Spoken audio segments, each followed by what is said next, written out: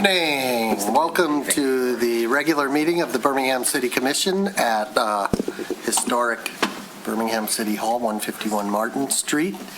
It is 7 p.m. on Monday, May 18th, 2026. Please join me in standing for the Pledge of Allegiance.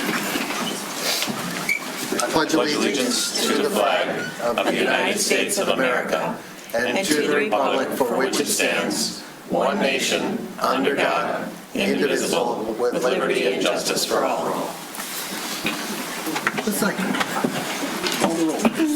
Mayor Quentin Baller. Here. Mayor Pro Tem Therese Long. Here. Commissioner Andrew Haig. Here. Commissioner Brad Host. Here. Commissioner Bill Cole. Here. Commissioner Kevin Kozlowski. Here. Calling the roll and sitting in as city clerk tonight is Laura Eichenhorn, who was sworn in just for this purpose tonight. So she's a regular with the planning board and the BZA, right? Yes. Yeah. And many other boards. And many other boards. So she knows what she's doing. Okay. Our next item of business is proclamations, congratulatory resolutions, awards, appointments, resignations, and confirmations, administrations of oath, introduction of guests, and announcements.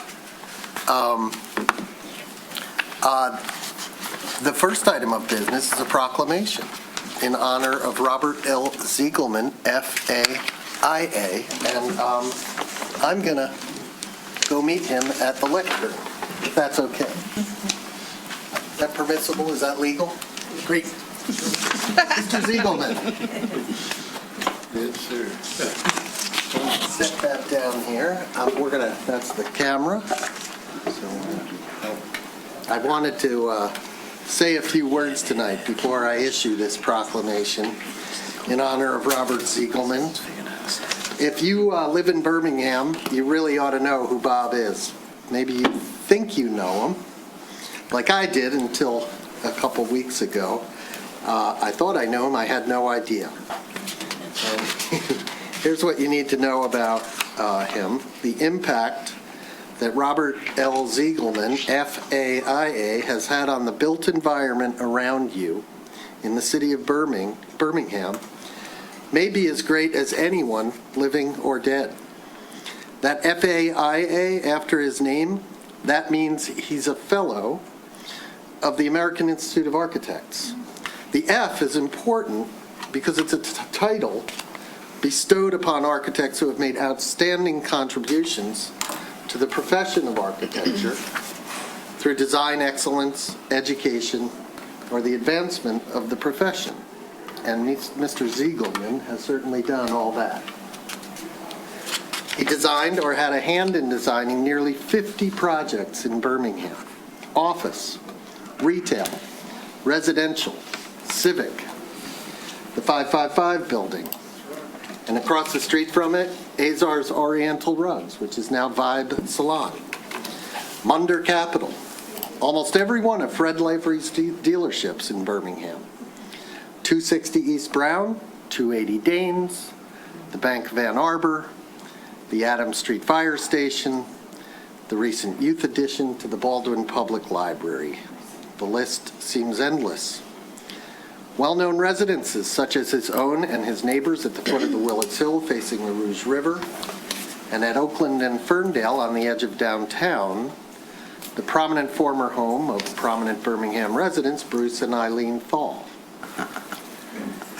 Most especially the density and walkability of our downtown and the work that Andre Duani and the community did with the 2016 plan wouldn't have been possible if Bob Ziegelman and a group of prominent architects, including Gunnar Burkertz, Carl and Owen Lukenbach, Balthazar Korab, Keith Brown, and others, had not had the foresight in the 1960s to propose an urban design plan that included the construction of a series of parking decks. The Chester deck, built in 1989, was designed by Bob's firm, and I believe it won an award. The only one in Michigan at the time. First award to a parking deck. First award. Feel free to jump in here. Anytime, really. This man turned 90 last month,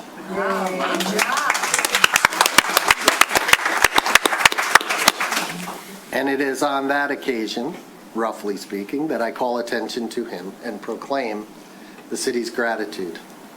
Bob's resume is really amazing. He went to the University of Michigan and got his master's degree in architecture at MIT. In 1959, I was 2.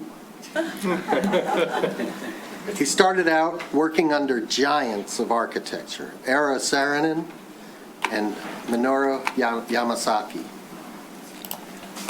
The thing is, as much as he has been devoted to Birmingham, his work and influence has been worldwide. Way before sustainability was a buzzword, this guy was designing and getting patents on sustainable, prefabricated modular buildings. It started in the 60s when a Birmingham banker hired him to design some temporary branch banks.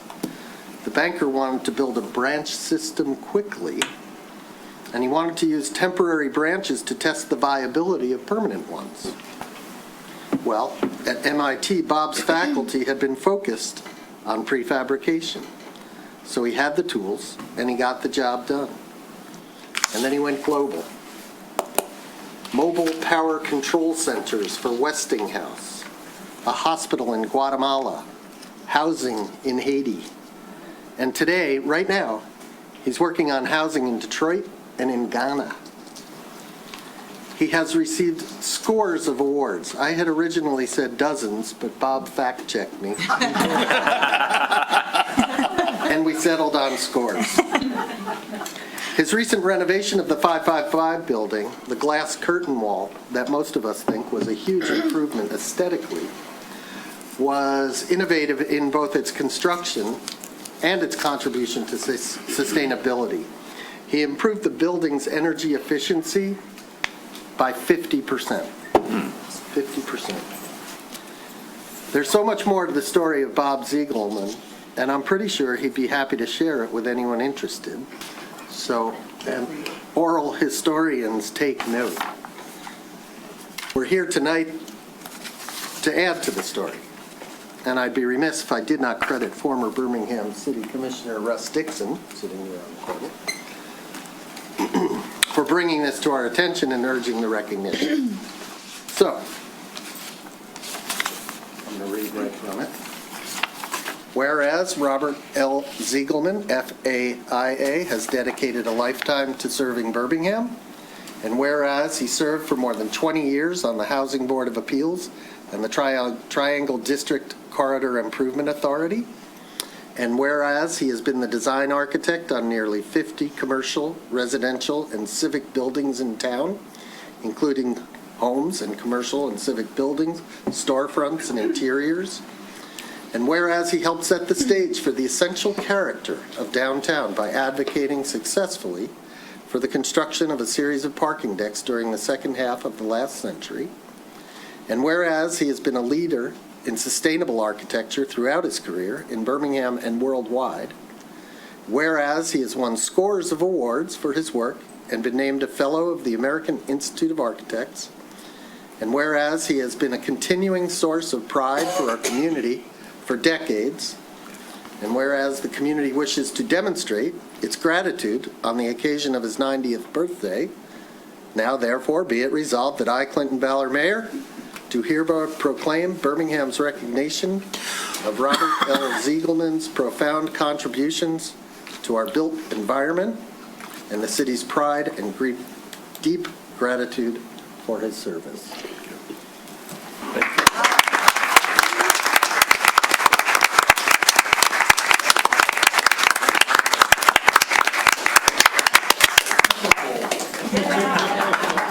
Feel free to take the microphone. Well, Anything you want to say? I just,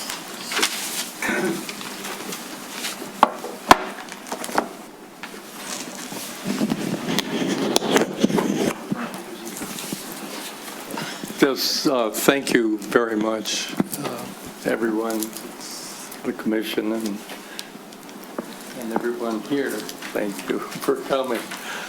You're coming anyway, I hope. Just I think after working in the Saarinen office, I kind of made it a desire to stay in Birmingham and do what I could for the rest of my career. I didn't think my career would last quite this long.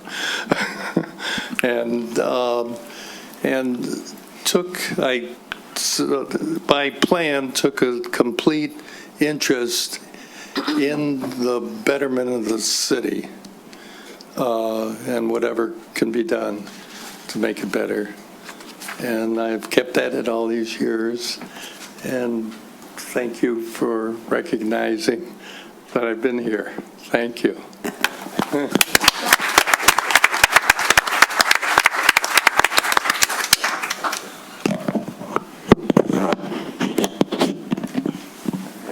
Okay.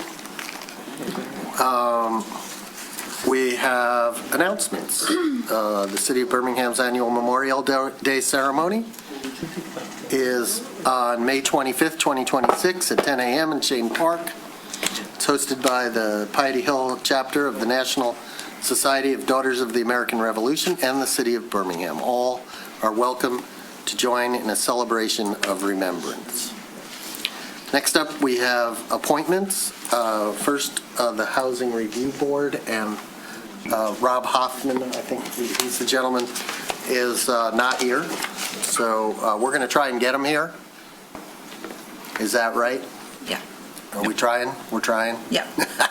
Okay, so we'll move on to the Housing Board of Appeals. We have 3 applicants for the Housing Board of Appeals: Mark Minnick, Brian Nieper, Dan Goodfriend. Is Mr. Minnick, are you here? Come on up.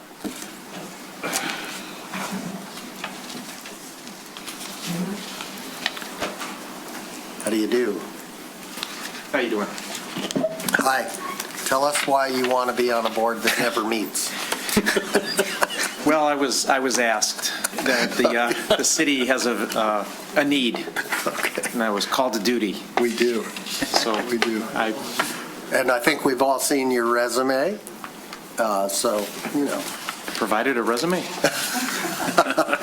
I think something like that. I figure if you want me, you can have me. If you don't, I'll go home and do my thing. Okay. Does anyone have any questions for Mr. Minnick?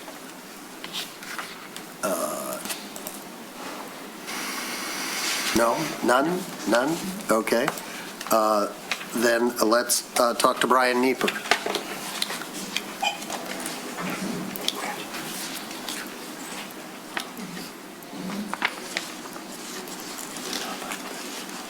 Hi. How you doing? Good, how are you? Good, thanks. Anything? Any questions for Mr. Nieper? I assume you were also recruited?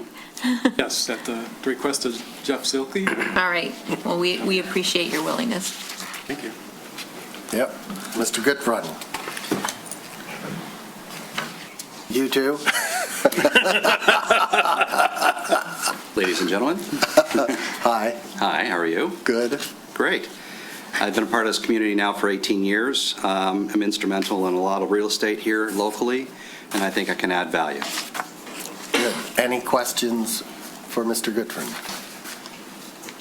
None. Okay, let's move on to nominations. Sure. I will nominate Mr. Mark Minnick as a regular member of the Housing Board of Appeals to serve the remainder of a 3-year term to expire May 4th, 2029. No need. All those in favor? Aye. None opposed? None. Thank you. Next, anyone? Sure. Fire away. I move to appoint Brian Nieper as a regular member of the Housing Board of Appeals to serve the remainder of a 3-year term to expire May 4th, 2029. All those in favor? Yes. Aye. Opposed? None. And? Okay, my turn. I move to appoint Mr. Dan Goodfriend to the Housing Board of Appeals, let me get to the right thing, as a regular member of the Housing Board of Appeals to serve the remainder of a 3-year term expiring May 4th, 2028. All those in favor? Yes. Opposed? Okay. I think we can swear you in.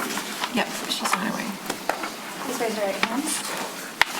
I do solemnly swear or affirm that I will support the Constitution of the United States of America and the Constitution of this state and endeavor to secure and maintain an honest and efficient administration of the affairs of Birmingham, free from partisan distinction or control, and to perform the duties of the office of the Housing Board of Appeals to the best of my ability.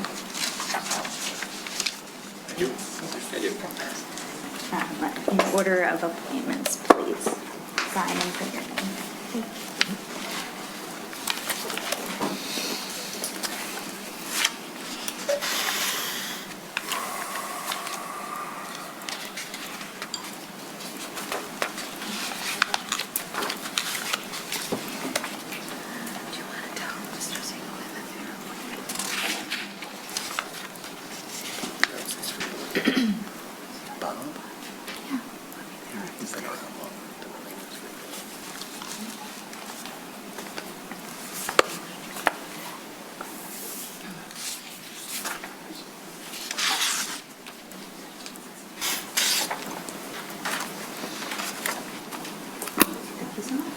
Thank you, gentlemen. Congratulations.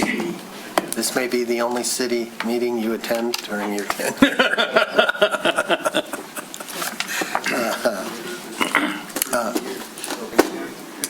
Yeah. We're now open to the public for matters. Thank you. Thank you very much. We're now open to the public for matters not on the agenda. We welcome public comment, which may be limited and will be limited to 3 minutes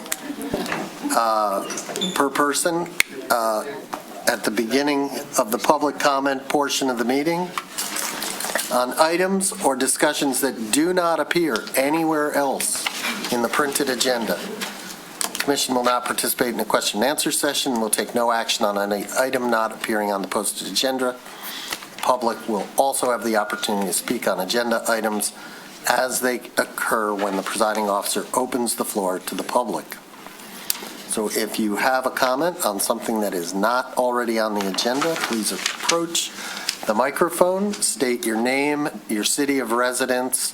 If you're online, use the raise your hand function on Zoom. Hi, I'm Linda Solomon.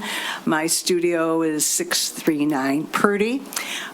We are part of the Visionary Arts Council of Birmingham, formed for the sole purpose to save the community house. And we are here to thank you for your effort to save the heart of our city.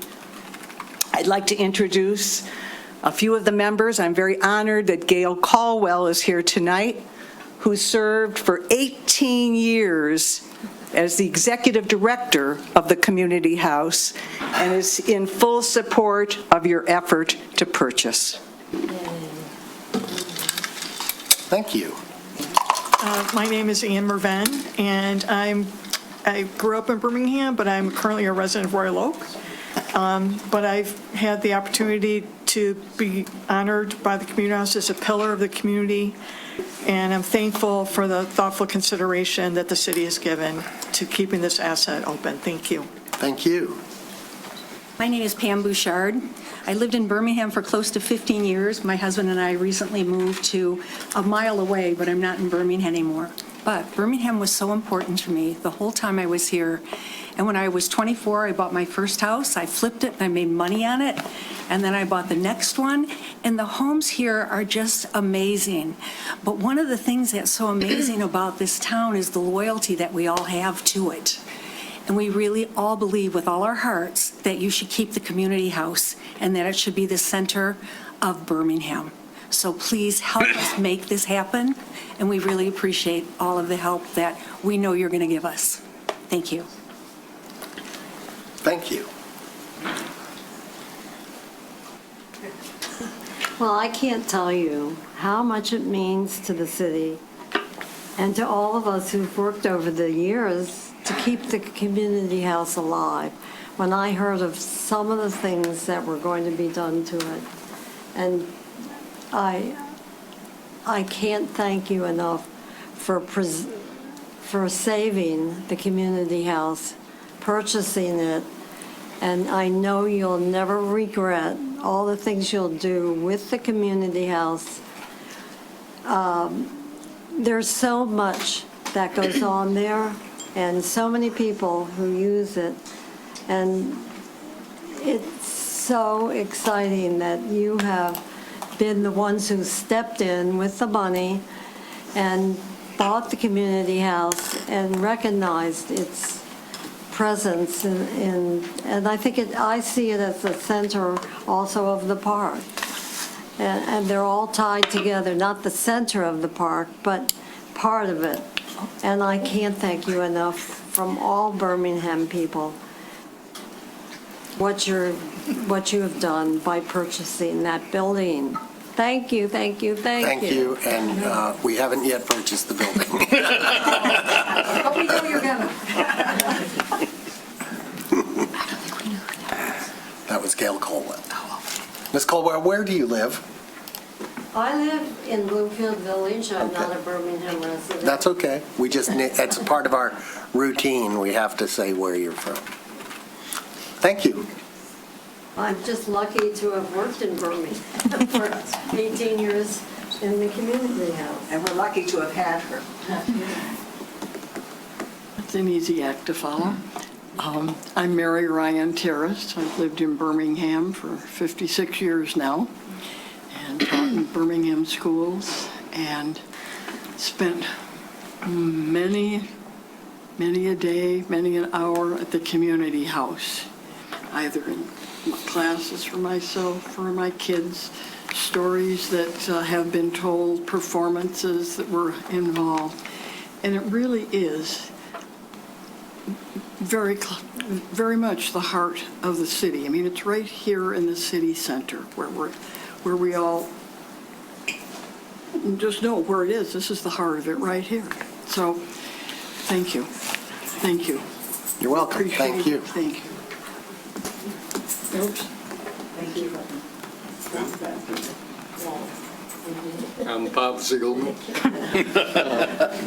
And this is another question. I think I served on the Community House Board of Directors for several years. And it's another thing on sustainability. There's sustainability of buildings and institutions. And that's what I'm backing as an institution for the Birmingham. Thank you. David Stanislaw, currently a resident of Bloomfield Township, merely a half block outside of Birmingham. I've been a Birmingham resident almost continuously since the late 70s. My offices are in downtown, continue to practice here.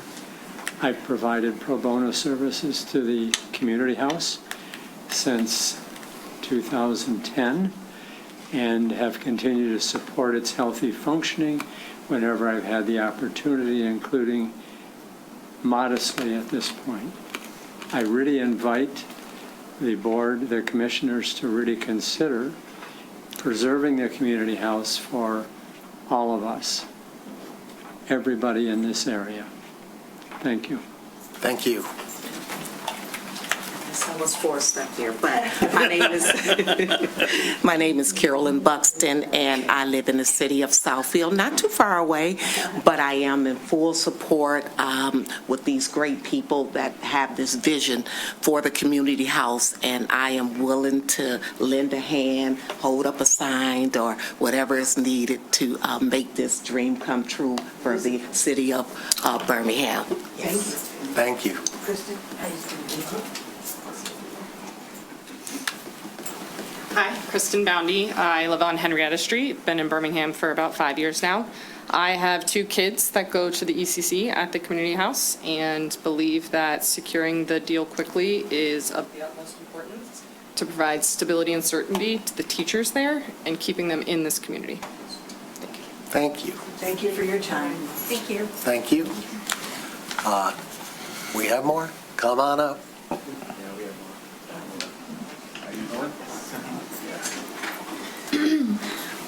Hi, Hi, my name is Mike McEwen. I live on Ruffner Avenue in Birmingham.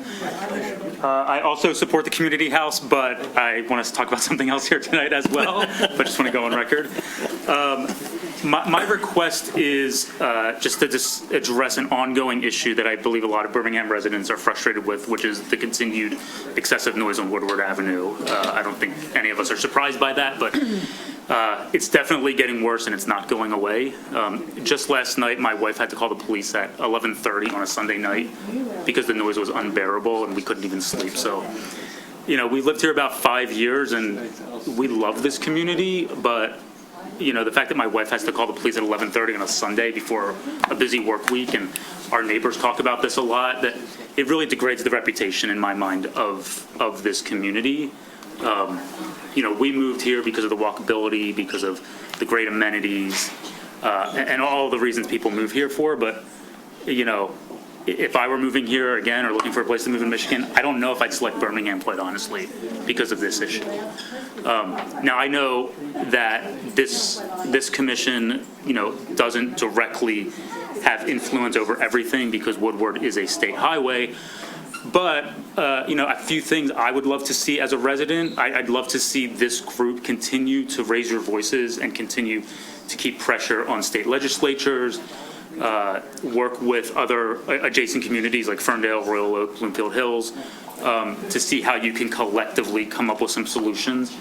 You know, I think I'm here tonight because I'm one concerned citizen, but you all sit in positions where your voices and your influence and your connections carry a greater weight in the community and other adjacent communities. So I'm just here to urge you to keep looking for solutions, whether it's creative partnerships with other communities, whether it's lobbying, you know, with other state legislators and the like. It's really a frustrating thing for us, and you know, I'm personally going to commit to keep coming here and raising this issue, and I would love, you know, in upcoming meetings to hear what has been going on for this issue. So that's all I have to say. Thank you. Thank you very much. Good evening, Frank Paisano, 612 Davis. I just wanted to thank Bob Ziegelman for all that he's done in Birmingham. I've had the pleasure of working with Bob for 2 phases of the library, Bring the Light In, his vision to bring the old original building back out and show the bricks and everything he's done. So I just really appreciate the commission taking the time to recognize Bob, and I wanted to personally thank Bob for all that he's done working with him over the years at the library and what he's done for our community. Thank you. Thank you. Online? Anyone online? Oh, sorry. More. Yeah. Hi. One more. I've lived in Birmingham for 80 years. Top that one. And I lived in the Baldwin House when we first moved to Birmingham, which was quite exciting. And I went to Mrs. Brown's dance school in 6th grade at the community house. Of course, my family over the years have had many things with the community house, and at one point, one of my goals was to contribute to certain organizations next, the community house, the library, the Rotary. Those are my kind of avenues of service, and the community house was one of them. I have to say I'm very sad that all that money got wasted, but I still want to see the community house. I can't say, maybe wasted isn't the right thing, but I don't think we spent the money the best way we really should have. So I hope that going forward, the community house will be well run, and I hope also it doesn't end up costing, I think if we get a really good director, it won't cost the city of Birmingham money, and that's what I'd like to see. Not have it cost money, but have it continue to provide the many things that it can, and hopefully maybe even Rotary and the senior men will end up back there. That's what my hope is.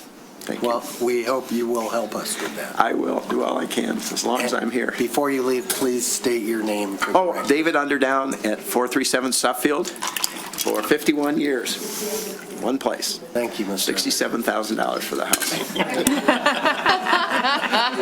And also, did I mention Ziegelman? I kind of forgot to do that because I was on the library board for the 6 years of the time when they did the 3 editions, and it was really a thrill to be part of that as a small business guy, to see 20 or 15 people in a room, and we had 47 change orders, and everybody got along, and they got them, and sometimes the contractor took the $2,000 hit, and everybody cooperated, and that's what I'd like to see. Not only there, but here in the city of Birmingham. Thank you. Welcome, thank you. Anyone else? No further comments. We'll move on to consent agenda. All items listed on the consent agenda are considered to be routine and will be enacted by one motion and approved by a roll call vote. There will be no separate discussion of the items unless a commissioner or a citizen so requests, in which event the item will be removed from the general order of business and considered later. So, does any commissioner, Commissioner Haig? A Alpha H Hotel. Okay. Any other commissioners like to remove anything? Any members of the public care to remove something? If you're online, use the raise your hand function. Seeing none, can I get a motion for everything but A and H? I move to approve the consent agenda absent items A and H. Second. Commissioner Bill Pope, Mayor Brett Host. Bill Cole. Yes. Commissioner Brad Host, Yes. Commissioner Andrew Haig, Yes. Mayor Pro Tem Therese Long, Yes. Commissioner Kevin Kozlowski, Yes. Mayor Clinton Baller. Yes. Item A. Well, is it okay to take these up right away? Yes. Item A, Commissioner Haig. All right, just an observation in the minutes when we were talking about under special revenue funds, and this is page 37 of the printed packet at least. Let me see if I can try and find it for everybody specifically. In the subsection, that's page 4. It's a little bit confusing to try and find it all. The second bullet. The Advisory Parking Committee should likely explore charging more for the parking decks than the on-street parking meters. It's the other way around, was my observation. Should be charging more for the street meters than the parking decks, because currently the parking decks are more expensive per hour. So I wanted that corrected to be adjusted. That is my recollection as well. Yes. Yes.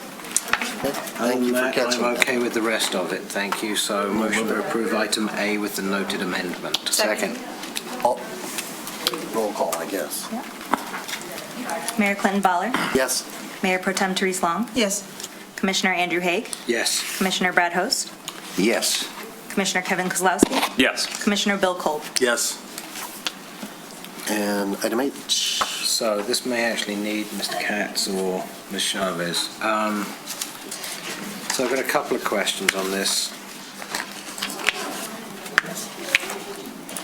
My recollection is this list of delinquencies is longer than last year. It looks longer. I don't know if it is, but it strikes me that it's more pages than I remember. I would say it's pretty similar. The amount might be slightly higher, but... Okay. Now, one thing I do note is there are some frequent flyers on here, because there's one or two that I remember from last year, and they haven't paid for multiple years. What are we doing about that? I mean, there's one of them here that is now $55,000 due. And it's been like that the last at least 3 years. So we add the 15% penalty, and then they end up paying it with their summer taxes. So. But does it get paid, though? Because isn't that an accumulation? Isn't it the same one that's just, it hasn't paid for years? But then they end up paying it through their property taxes. Okay, all right. How does that work? Yeah, I'm trying to understand how it So works. the amounts you guys would approve, if they get transferred to their summer tax roll, it's added to their summer tax bill. So when they pay their summer taxes, they are paying their delinquent water at the same time. Okay, so it's not a rollover accumulation, because this one always seems like it's a rollover accumulation because the number just goes up and up.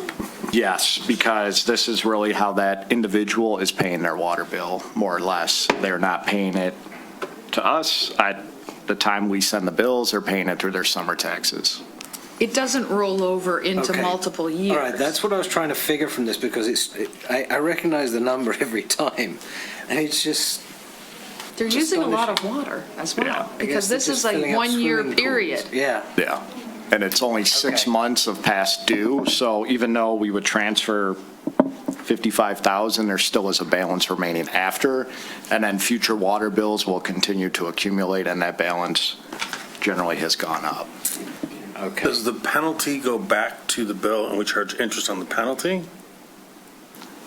So every month, there's a 1% penalty. This 15% would get added, and it would be added to the summer tax bill. But not the original balance. So you don't all of a sudden, summer tax bill, 55 grand. Mm-hmm. And you're wondering, I guess I'm trying to follow your question, sorry. The principal, basically. Yeah. Is the principal plus the interest on the summer tax? Correct, yes, Okay, both so amounts, including that additional. Pick a number, the summer tax might be, I don't know, for this property it might be 30,000, but now actually it's 85,000. Correct, yeah. Okay, all right. Now I understand it better. Okay. Okay, I'm not going to go any deeper today. All right, motion to approve is written. Second. Thank you. Roll call, please. Commissioner Brad Host, Yes. Mayor Pro Tem Therese Long, Yes. Commissioner Kevin Kozlowski, Yes. Commissioner Andrew Haig, Yes. Mayor Clinton Baller, Yes. Commissioner Bill Kolb. Yes. City Manager, would the Finance Department folks be available to answer questions outside the context of a meeting? Absolutely. Okay. Yes. Thank you. Next item, City Manager's report. Yes. Well, I want to start out by saying a big thank you to all of our DPS workers, because this week is DPS Appreciation Week, and there's a lot of things that go on at the Department of Public Service that they handle that you don't even know about, except that you just know that the community looks great and it works great. So a big thank you to all of them. And for those of you who may have attended the DPS open house on Saturday, we had a good turnout. We always have great turnout from families and residents that come out to see that and see all of the equipment that we have that they all operate on a daily basis to keep the community clean, safe, and beautiful. Other updates from the different departments, the Baldwin Public Library, they have a library board meeting tonight as well. Just a note that they will be closed for Memorial Day weekend from Saturday through Monday. Also, they note that they have a partnership with Birmingham Public Schools, and they'll be doing 24 local history tours for each of Birmingham's second grade classrooms, and that's in conjunction with the museum, who also does 24 tours of all the second grade classrooms as part of the curriculum.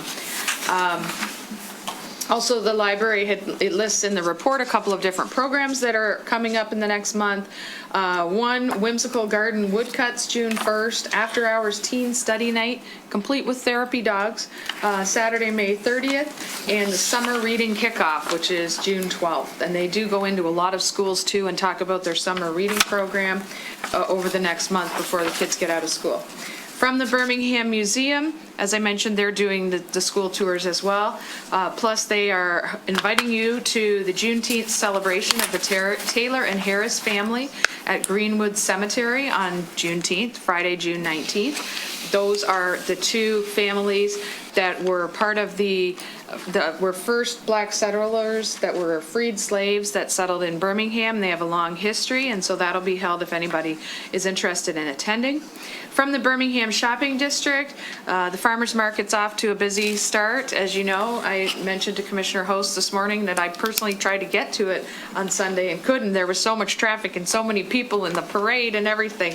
So it's definitely going well. The next big event is the Strawberry Jamboree on June 14th, but the market runs every Sunday from 9 a.m. to 2 p.m.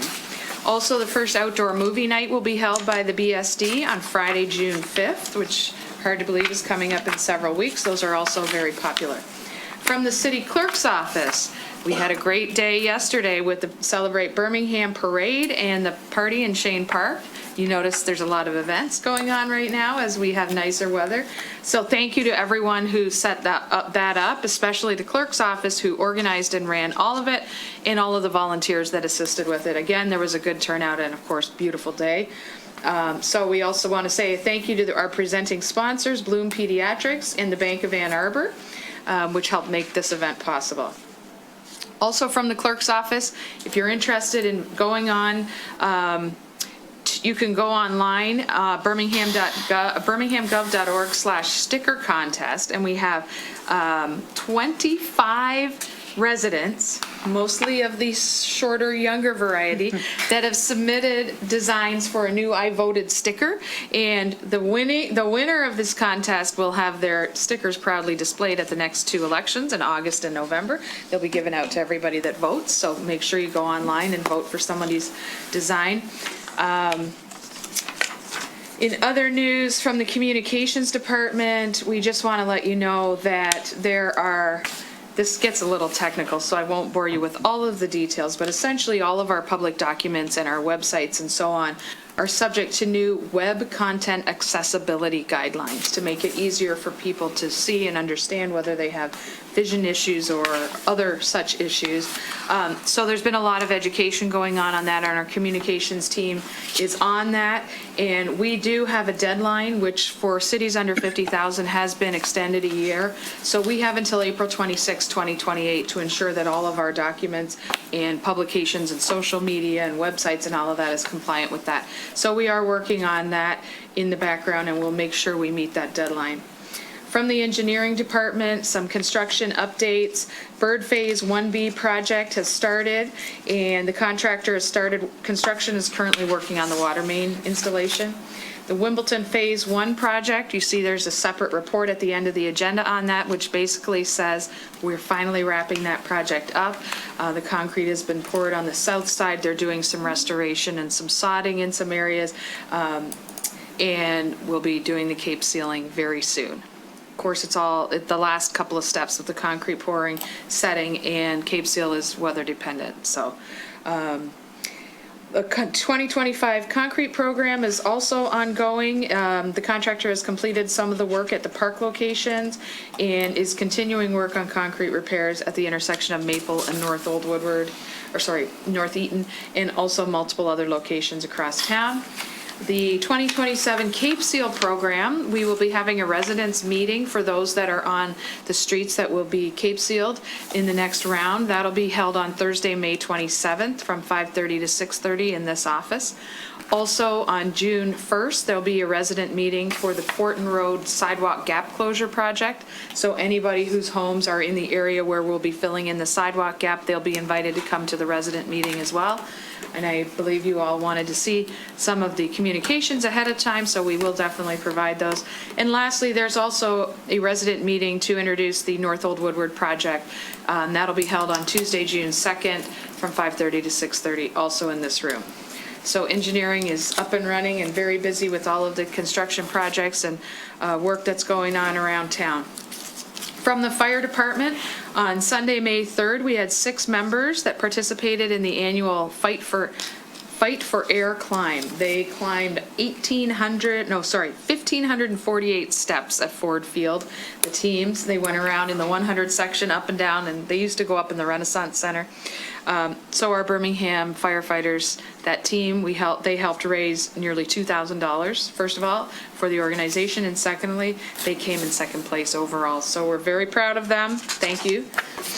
From Human Resources, in terms of newly hired employees, we have been a-hopping with all of the seasonal hires and rehires for the golf course and the like, so we have been very busy in that department. The May hiring anniversaries, generally, I only recognize those 20 years or more. Of course, thank you to all of our long-term employees who've been here, but in particular of note this time, for 26 years of service, Greg Wald, police captain, and 23 years of service to Assistant Fire Chief Thomas Hughes. So we thank them for their service and dedication to the city. From the Planning Department, an update from the Planning Board. The zoning ordinance update project has officially kicked off. There was a public meeting, there was some public input received. They're now currently doing a preliminary recommendations report. That'll be basically a detailed assessment of the current zoning code and what their recommendation, the consultant's recommendations are for potential changes. And that'll be discussed coming up at the June 10th meeting of the Planning Board potentially the June 15th joint planning board meeting with the planning board and the city commission in July and August. This will be an ongoing thing as we move forward. Also, the planning board wanted to let you know that they've reviewed 2 site plan approvals at the last meeting, which was last Wednesday. A big one is 34592 Woodward and 690 East Maple. That's the southeast corner where there is a project there. They reviewed the community impact study and preliminary site plan for a new 9-story mixed-use building. So that'll be something you'll see. It'll come forward for final site plan. At this time, it does not have to come to the city commission. That could change if, depending on the uses and the tenants that they put in there. From the Historic District Commission, May is also National Historic Preservation Month. So the Planning Department is doing a lot of work to promote some of the historical properties that we have in town. And also, as a fabulous way to celebrate the month, we had Nick Dupuy, our planning director, attend the Michigan Historic Preservation Network's conference. The government, and they were awarded, we, the city of Birmingham, were awarded the 2026 Government/Institution Award for Birmingham's Historic Preservation Master Plan that you most recently approved, that the HDC helped out, and it came to you just a month or 2 ago. So we're very proud of that, and it recognizes the importance of protecting and celebrating our history and heritage, and we look forward to building on the momentum as we move forward with that. Nick made the news. He had a nice little clip from his interview. From the Environmental Sustainability Committee, they met tonight. They are also looking at some unique events that are coming up. Rain Gardens 101 course that they are looking at in partnership with the Huron-Clinton Watershed Council, and something interesting that you'll be seeing probably soon as some type of pilot project, a food waste composting pilot and or informational tables that they might do at the farmer's market or what have you. So those are a couple of things that they have on their agenda coming forward. The police department, last week was actually National Police Week, so we thank you to all of the police officers that serve and have served over the course of our history in Birmingham. And National Police Week is a time of remembrance and celebration of the men and women who serve with integrity and bravery every day. Thank you. Also, congratulations to Lieutenant Alex Linke, who just recently graduated from the Northwestern School of Police Staff and Command on May the 8th. And that's an intensive leadership and management education program that helps law enforcement officers to rise to higher administrative positions such as chief or deputy chief, etc. So congratulations to him. And then lastly, from the parking system, the only update there is that, as you know, you just recently approved changes to the evening program for parking. So that was approved. We started it earlier. We used to start at 4 p.m., went down to 3 p.m., and we also changed the way we charge. So basically, we made it more accessible, and a length of time was longer, and the price is a little cheaper to allow some of our service workers that come in and work a lot of times in the restaurants in the evenings to get a better deal on parking. Thank you. Any questions for the city manager? Excellent. Moving along to, there is no unfinished business. We do have several items of new business, the first being a resolution adopting the budget appropriations resolution. That's sort of circular. And establishing the total number of mills for ad valorem property taxes to be levied for the fiscal year commencing July 1, 2026. Good evening, City Commission and everyone here tonight. Tonight I'd like to introduce the final budget resolution for 26-27 fiscal year. We held the public hearing on April 25th and received comments from the Commission and the public. Unlike last year, there were no revisions or last-minute changes to the recommended budget, so the budget before you tonight is the same as originally presented. The recommended budget includes a general fund budget of approximately $58.2 million and continues to support core city services, including public safety and infrastructure. The budget also includes the water and sewer fund operations and expenses for the upcoming fiscal year. The proposed water and sewer rates themselves will be presented separately for the Commission consideration at the June 8th meeting. With that, Staff is recommending approval of the 26-27 budget appropriations resolution and the millage rates for the upcoming fiscal year. Thank you. Any questions for Ms. Chavez? So with this approval, that means, like, for example, the 4 hires that were in the budget, this is approving those 4 hires? That's correct, but not until July 1. Okay. And it approves the structure of those hires? So we talked about an engineering communication person. I have a question, like, why would we put that person in engineering? Shouldn't they be in communication and be the engineer and be the client of that person?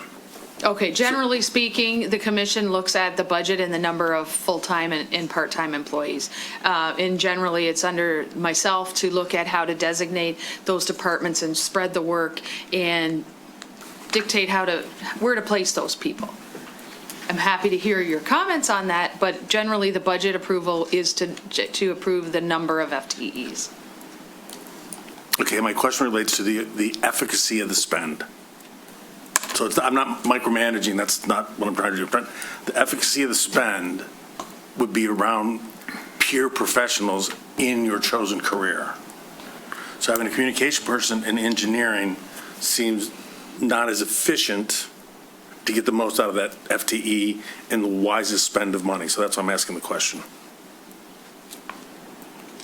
And it also would include the raises outlined, correct? Not all of the raises, no. We will come forward, Human Resources will, at a later date with the raises for next year. It includes an estimate of the amount of money that we anticipate will be approved for raises, but it's not your final approval of raises. Okay. All right, that was it. Okay. I would just like to note that, as is our tradition, that the millage, the number of mills levied for the general purposes is slightly reduced year over year. We reduce it slightly year over year as we earn more tax revenue. Correct. Because it takes less mills to get there. And we still have our 0.3 gap that we maintain at. We like that gap. So for anybody listening, we are not raising taxes, we are lowering taxes. The rate.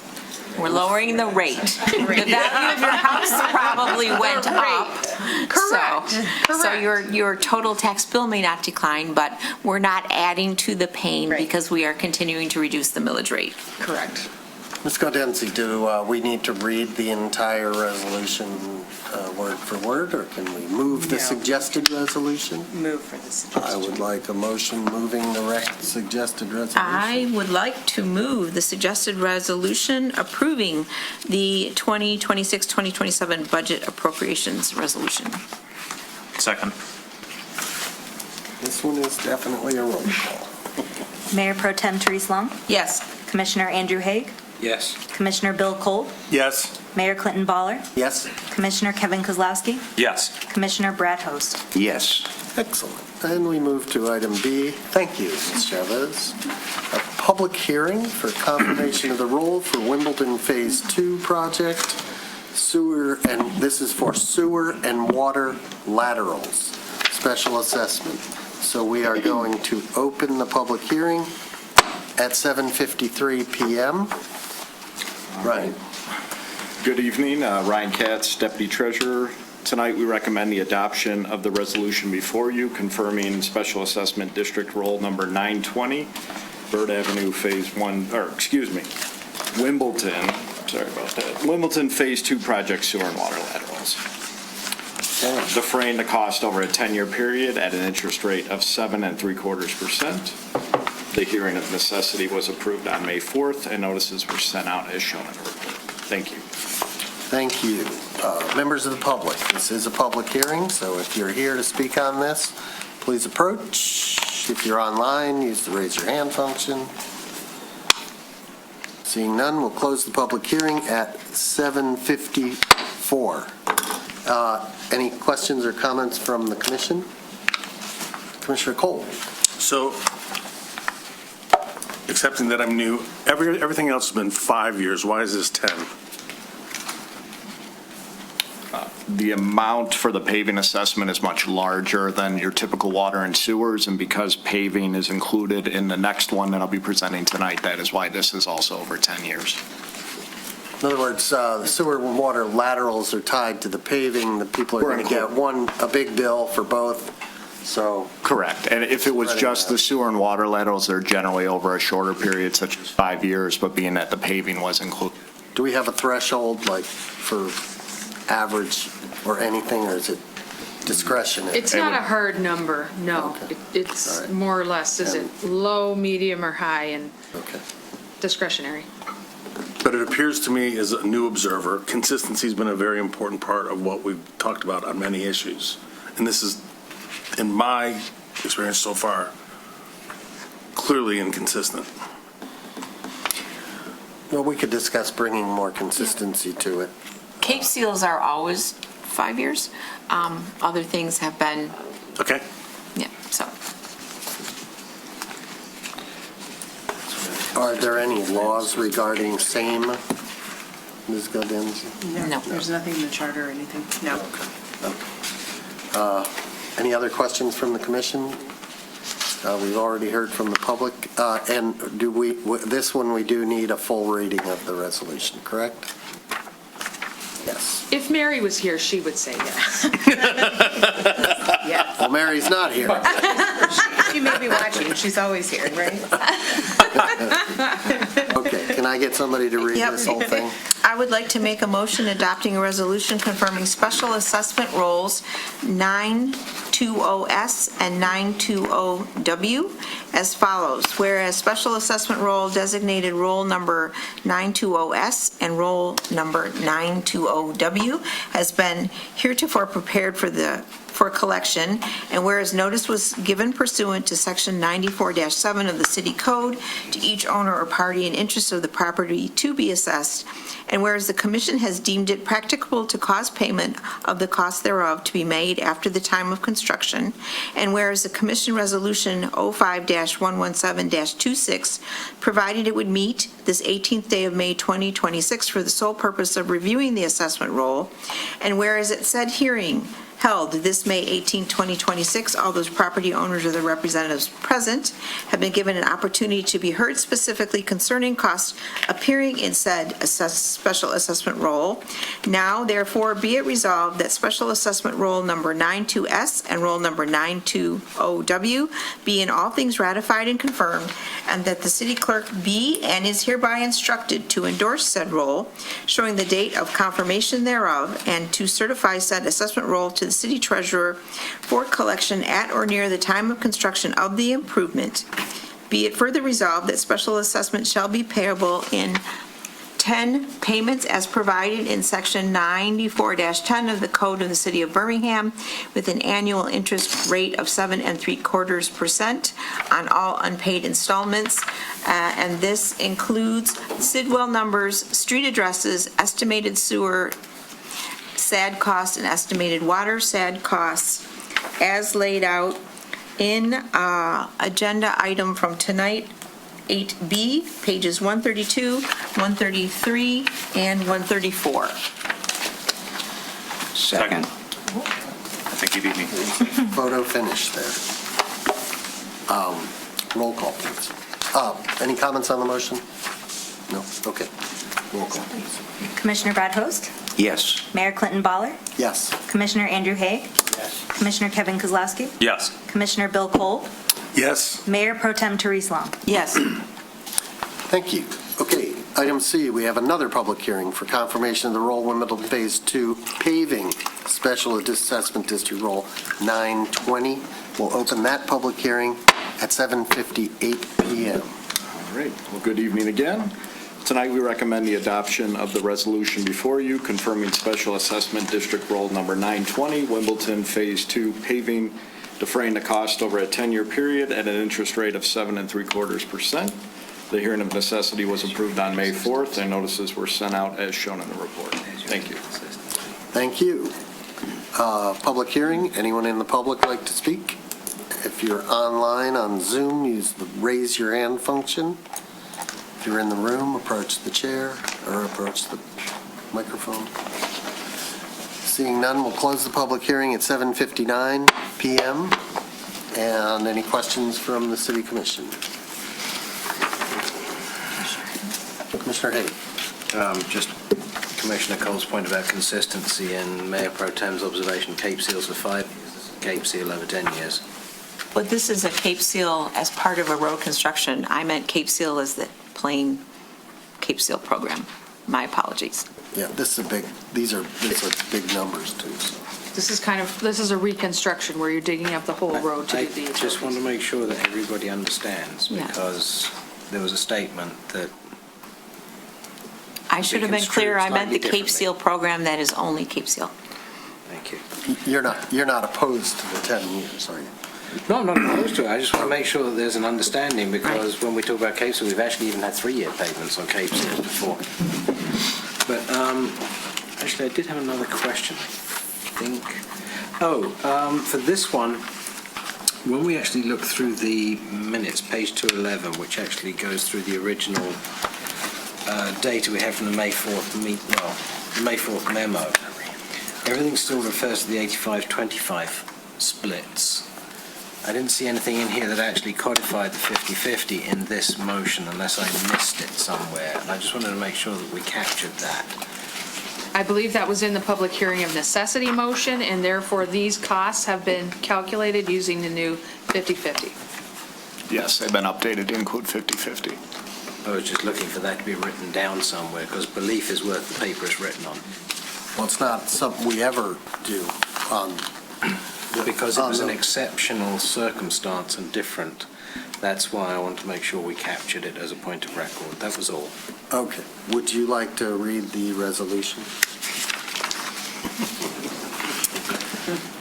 If I can figure out how to add that comment into it somewhere, which is the fun part. If anybody else has any questions first, though. No? All right. So, Andrew, let me interject for 1 second, because these rates that are on here, the estimated totals, are the 50-50 split. yeah, that's what he said. It's just more a case of, because it was different to the documentation in the attached package, and it was a specific discussion that is a... Let's address the chair on this, okay? I'm going to, just because... Yeah, no, I just don't want there to be any confusion. There's no confusion. The city manager pointed out that it was 50%, the numbers here. So, make a motion adopting a resolution confirming Special Assessment Roll 920 as follows. Whereas Special Assessment Roll, designated roll number 920, has been heretofore prepared for collection, and whereas notice was given pursuant to Section 94-7 of the City Code to each owner or party in interested property to be assessed, and whereas the Commission has deemed it practicable to cause payment of the cost thereof to be made after the time of construction, and whereas the Commission Resolution 05-121-26 provided that it would meet this 18th day of May 2026 for the sole purpose of reviewing the assessment roll, and whereas at said hearing held this May 18th, 2026, for all those property owners or their representative present have been given an opportunity to be heard specifically concerning costs appearing in said special assessment roll.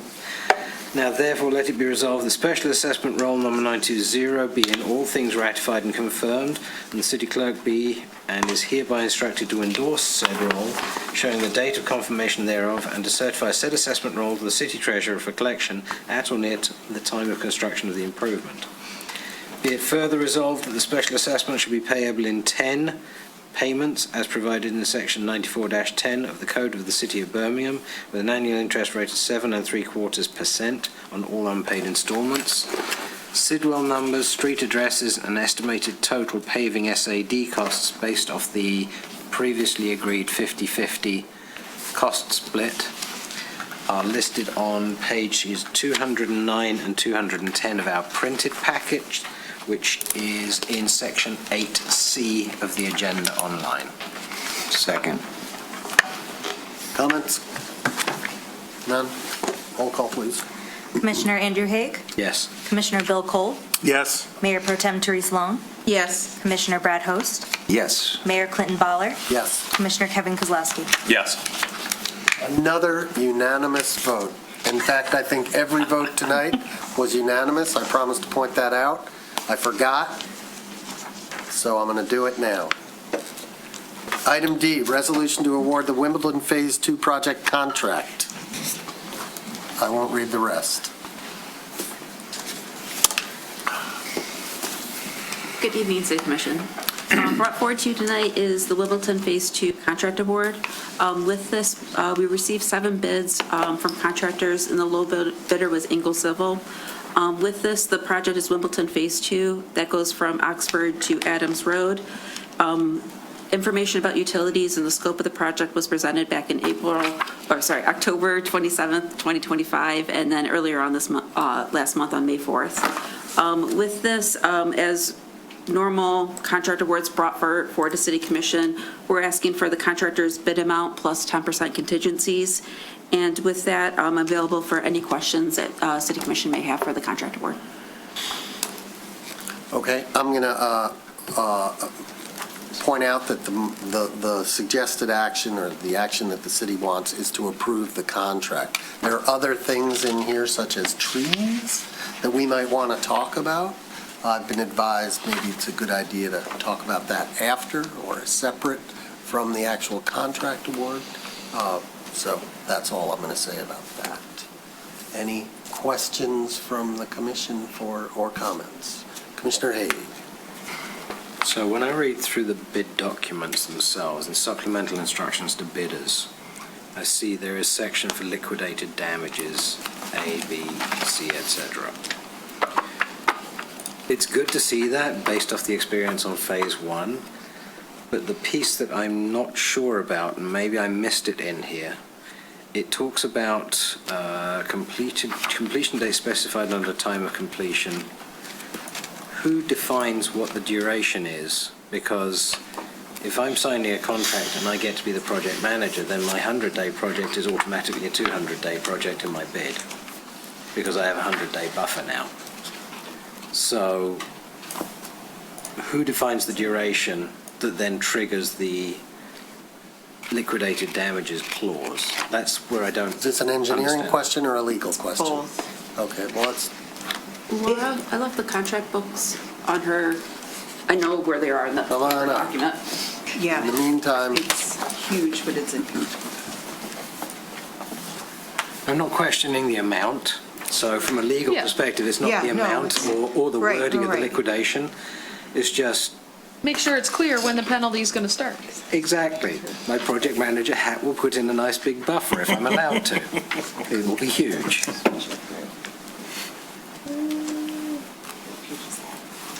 301. In the supplemental instructions, 301-1. Actually, and then it goes into page 2.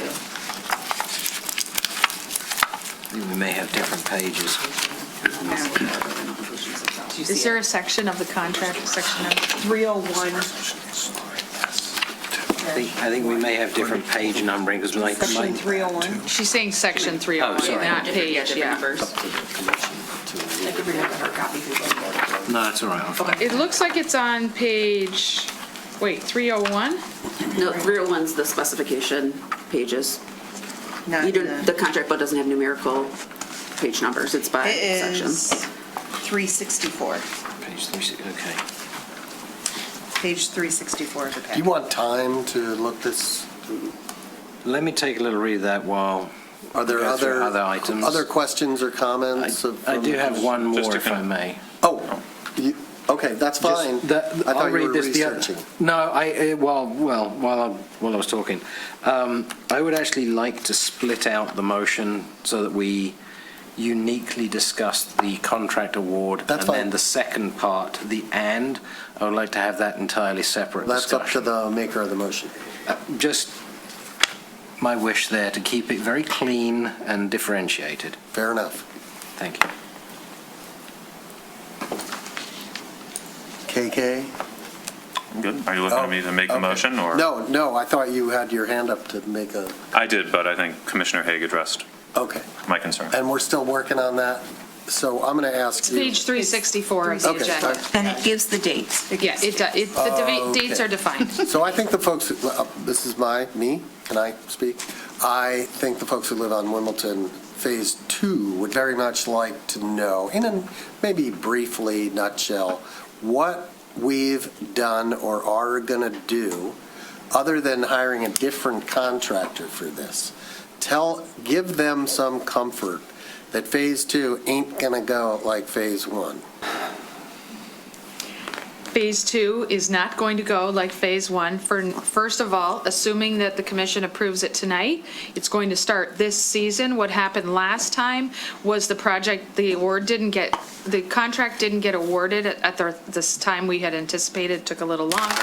By the time they mobilized and got ready to start, it was later in the season. This is going to start immediately, basically, in June, and it is, they are required to have the project finally completed by Friday, September 25th, 2026. And there are penalties if they don't. And there are penalties if they do not, and there's no issue about starting and stopping at a different time this time, because we're not going to run in, assuming it's approved tonight, we're not going to run into any issues of having to wait until next year. We also have supervision by the city. We have It's supervision different. by the city, by our inspectors, by our consultants that will oversee the project as well, yes.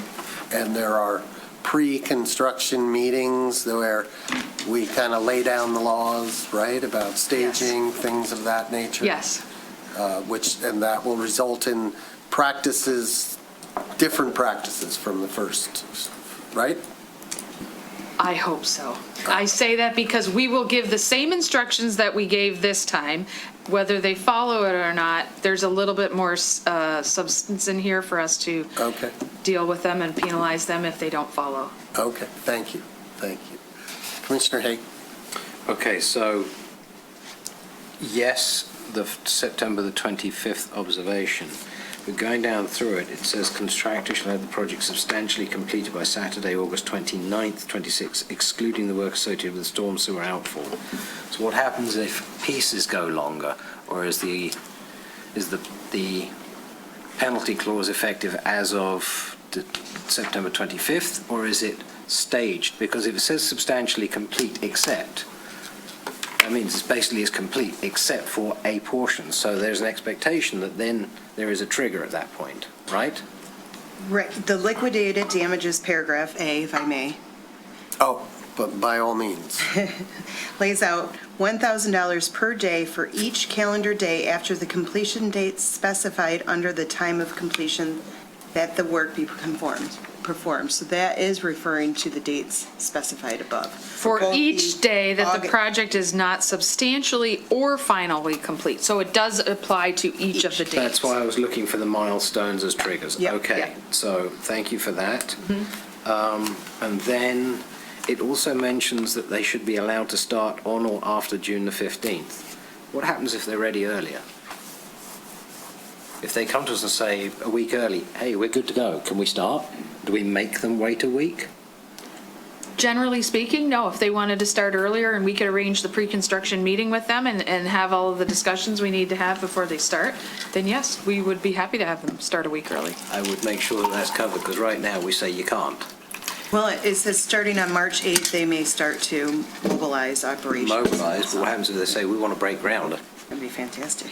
Yeah. I'm sure they can do that. Let's direct questions, comments to the chair. Maybe that'll Anyway, move things along. I just want to make sure that we give every opportunity possible for expeditious completion. Are we giving every opportunity necessary for expedition? And these are new provisions that were not in the Phase 1 contract, correct? Some of these? Some of these. Okay, good, thank you. Any other questions? Okay. Motion, Mo. Go for it, If man. everybody's You ready, got I'll it. read this. It's not actually the worst motion I've ever seen. Or read. So, and that was because I wanted to split them up. So I want to actually make a motion adopting a resolution to award the Phase 2 project contract number 6-26, parentheses W, to Anglin Civil in the amount of $2,502,731. I'm not sure why it's got .16.50. There's too many decimal points in there. Good point. So what is the correct number? The correct number. It's .16. Yeah. Okay, I figured It's just the .50 is very confusing. Yes, So it I'll is. read that again. Make a motion adopting a resolution to award the Wimbledon Phase 2 project contract number 6-26 (W) to Anglian Civil in the amount of $2,502,731.16 plus a 10% construction contingency for a total of $2,753,004.28. In addition, to authorize the mayor and clerk to sign the agreement on behalf of the city, contingent upon execution of the agreement and meeting all insurance and bond requirements by Anglian Civil. Second. Comments on the motion? Public comments on the motion? Online, raise your hand. Seeing none, roll call, please. Commissioner Brad Host, Yes. Mayor Pro Tem Therese Long, Yes. Commissioner Bill Cole, Yes. Mayor Clinton Baller, Yes. Commissioner Kevin Kozlowski, Yes. Commissioner Andrew Haig. Yes. Okay, can we get a presentation on the stop sign? Is that what we're... Stop signs. Stop signs, plural? I see one. Only one. Stop sign. Stop sign. I saw 3 in the Okay, maybe the presentation will But anyway, clarify. I would like to talk about all of them. There was not a presentation planned on the stop sign because there was a recommendation of our transportation consultant, who is on the line. If you have any questions for her, it's a recommendation that it does meet all of the warrants for having a stop sign. It or they? Let's get clear what we're talking about here. Yeah, It I suppose or they? this might be my first It question, though, or I they? suppose.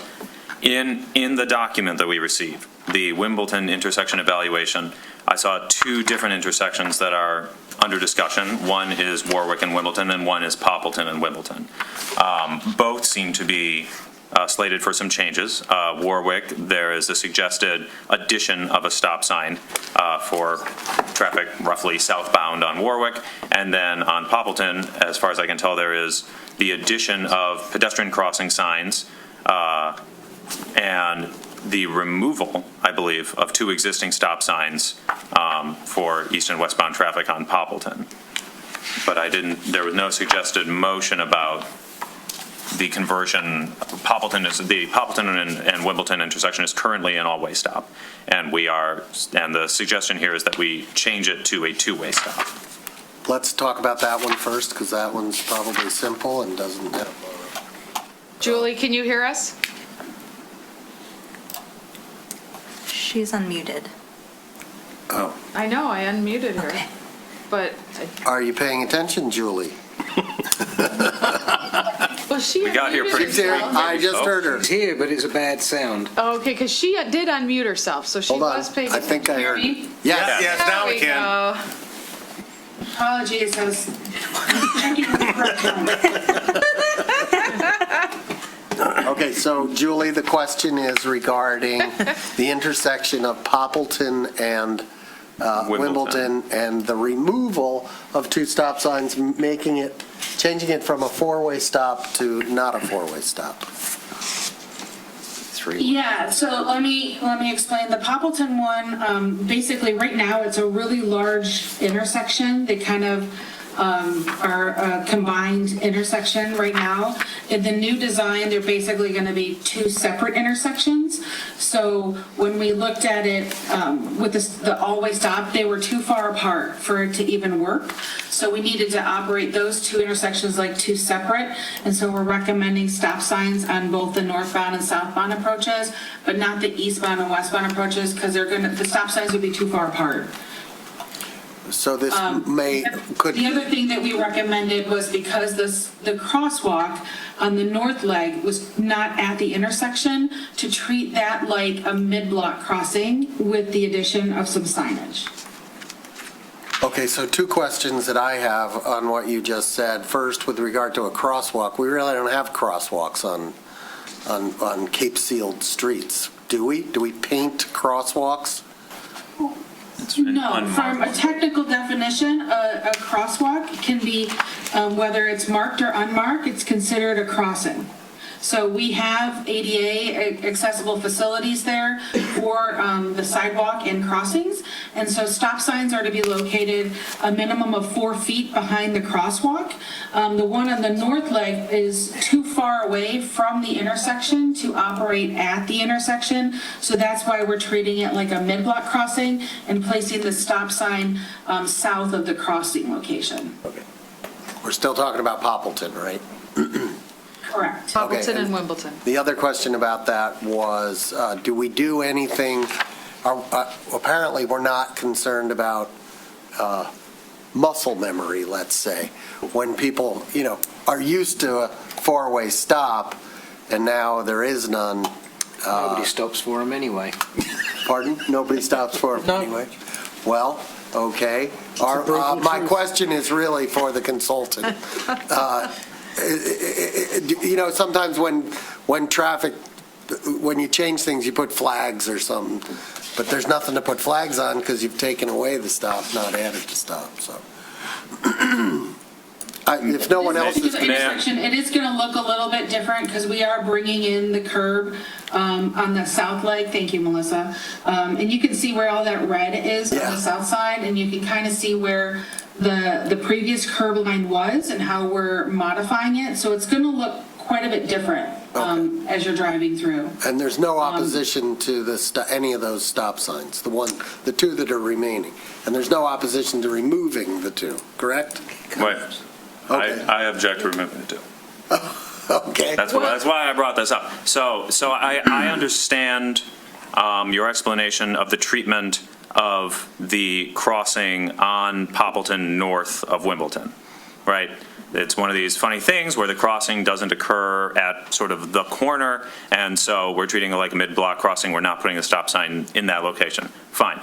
But we still have pedestrian crossings to cross Wimbledon on both sides of this intersection. And those are the ones that used to, in my mind, have the protection of a stop sign. And now there is no stop sign. The traffic doesn't stop for those pedestrians. And it's a major street. Yeah. And it's a street that we know has at least a reasonable amount of traffic.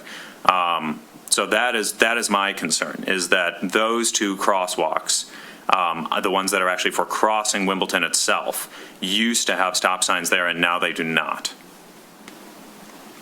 The design of this intersection, because you've now created two offset intersections, you cannot have an all-way stop.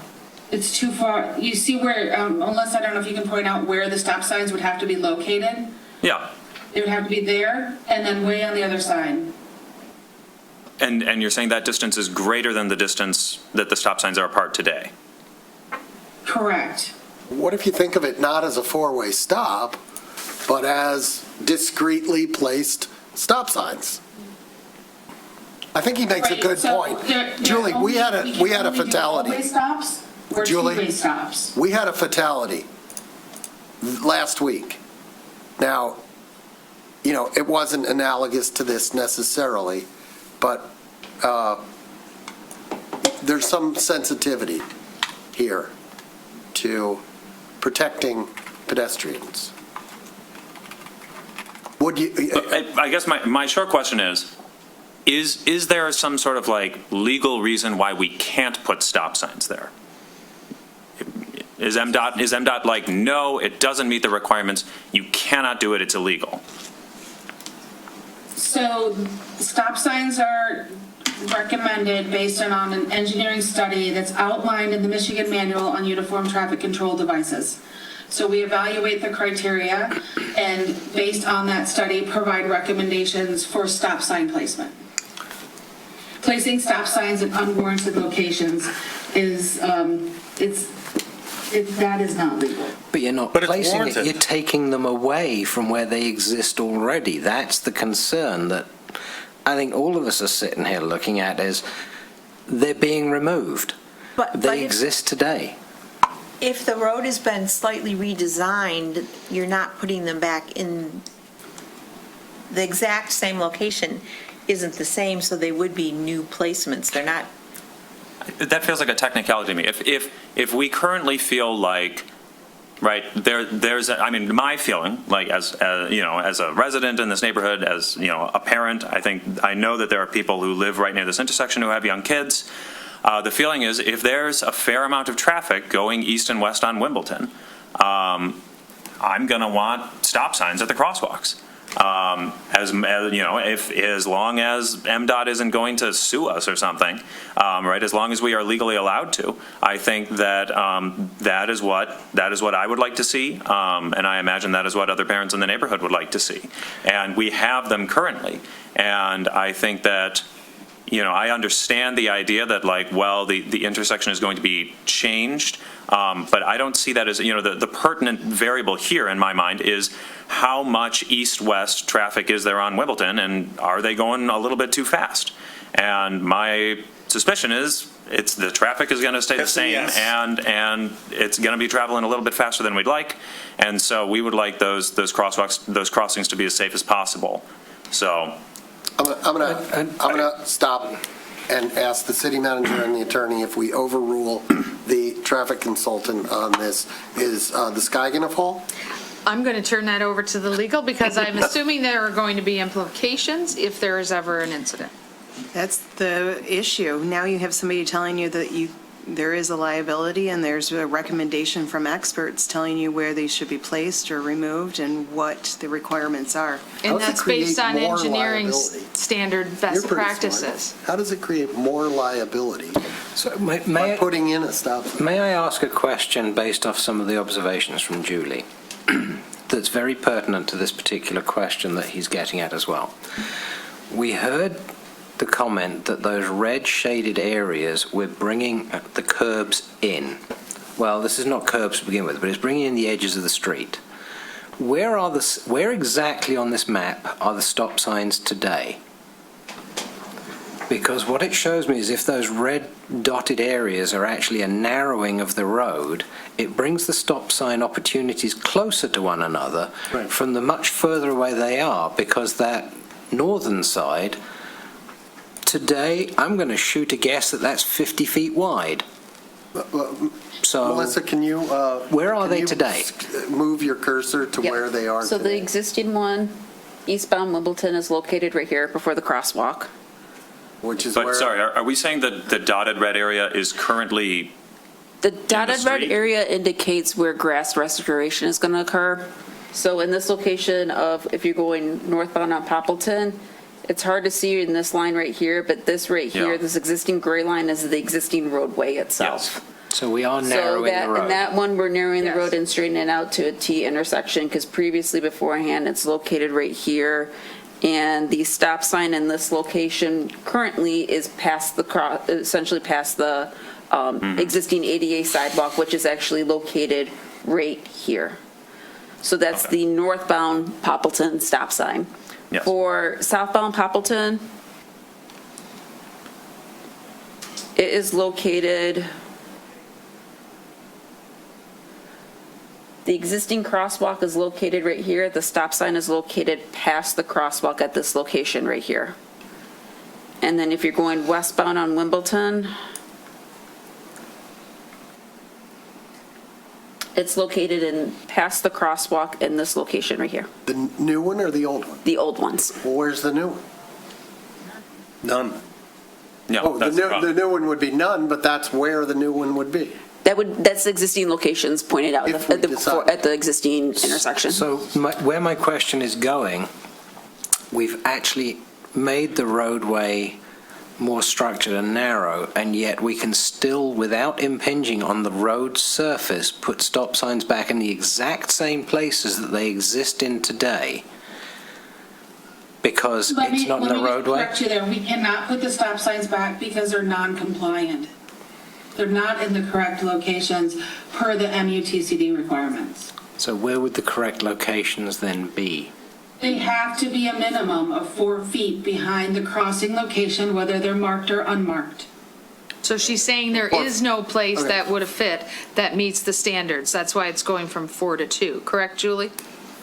Correct. 4 feet past? So in other words, where your mouse is right now, Melissa, it would probably be like 6 inches further along, because that's got to be about 4 feet right there. Julie, correct me if I'm wrong, and it needs to be in front of the crosswalk? Correct. You So have it, to stop. so it would need. That's what I So thought, the, because yeah, you the said existing, past. yeah, the existing stop sign would be located in this location. It would need to move in front of the, essentially to the east of the existing crosswalk, so it's in front of the crosswalk. So are we saying that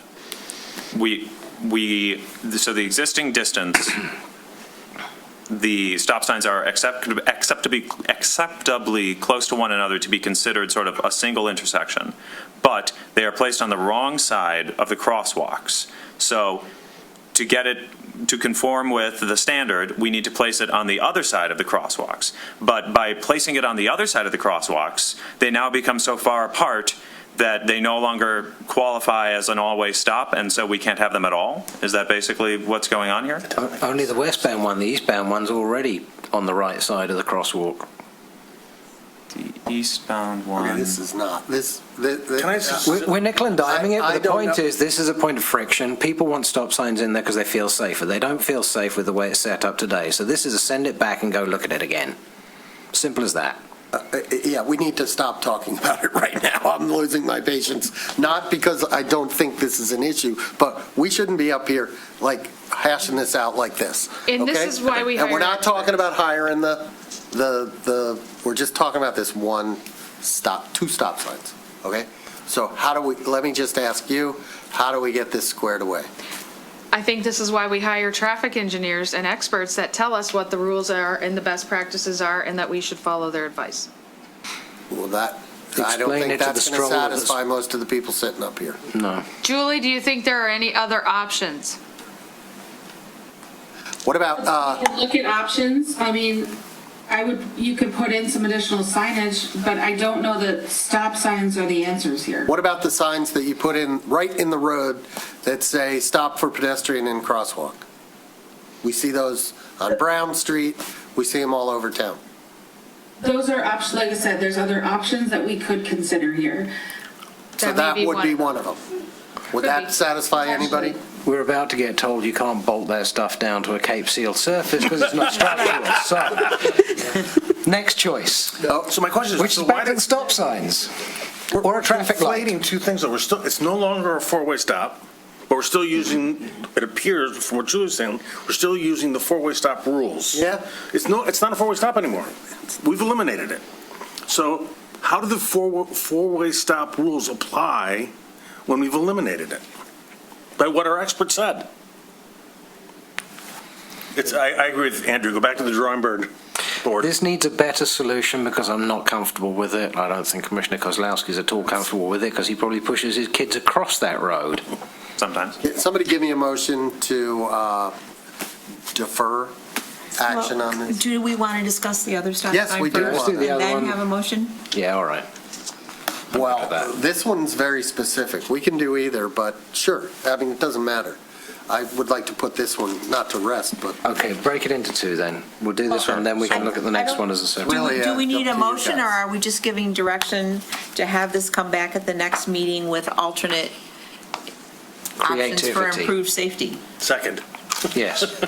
I see everybody Is that in acceptable? agreement with this. Yeah. So, Do it. All right. okay, so other stop sign. Could you scroll to the other slide with the stop sign, please? All right. Stop sign. And this one, Mayor, this one is a motion because it's installing a new stop sign. That's why this one is motioned and the previous item was not. Okay, do we have a report, no report, comments, questions? Can we hear from Mr. Mayor? Is the traffic consultant aware of the letter of concern that we received from the persons whose property is impacted by this stop sign? And are there any comments on that letter? I have not seen the letter. You have not, okay. Melissa Cota has seen the letter and has spoken to these people in person and over the phone multiple times, relying on the information from the traffic consultant as to the reasoning as to why the sign would be placed where it is. They're sitting in the audience. Yeah. Oh, okay, all right, I thought so. And so, all right. Are we discussing this one? Yeah, All right. Want a resolution? Nope.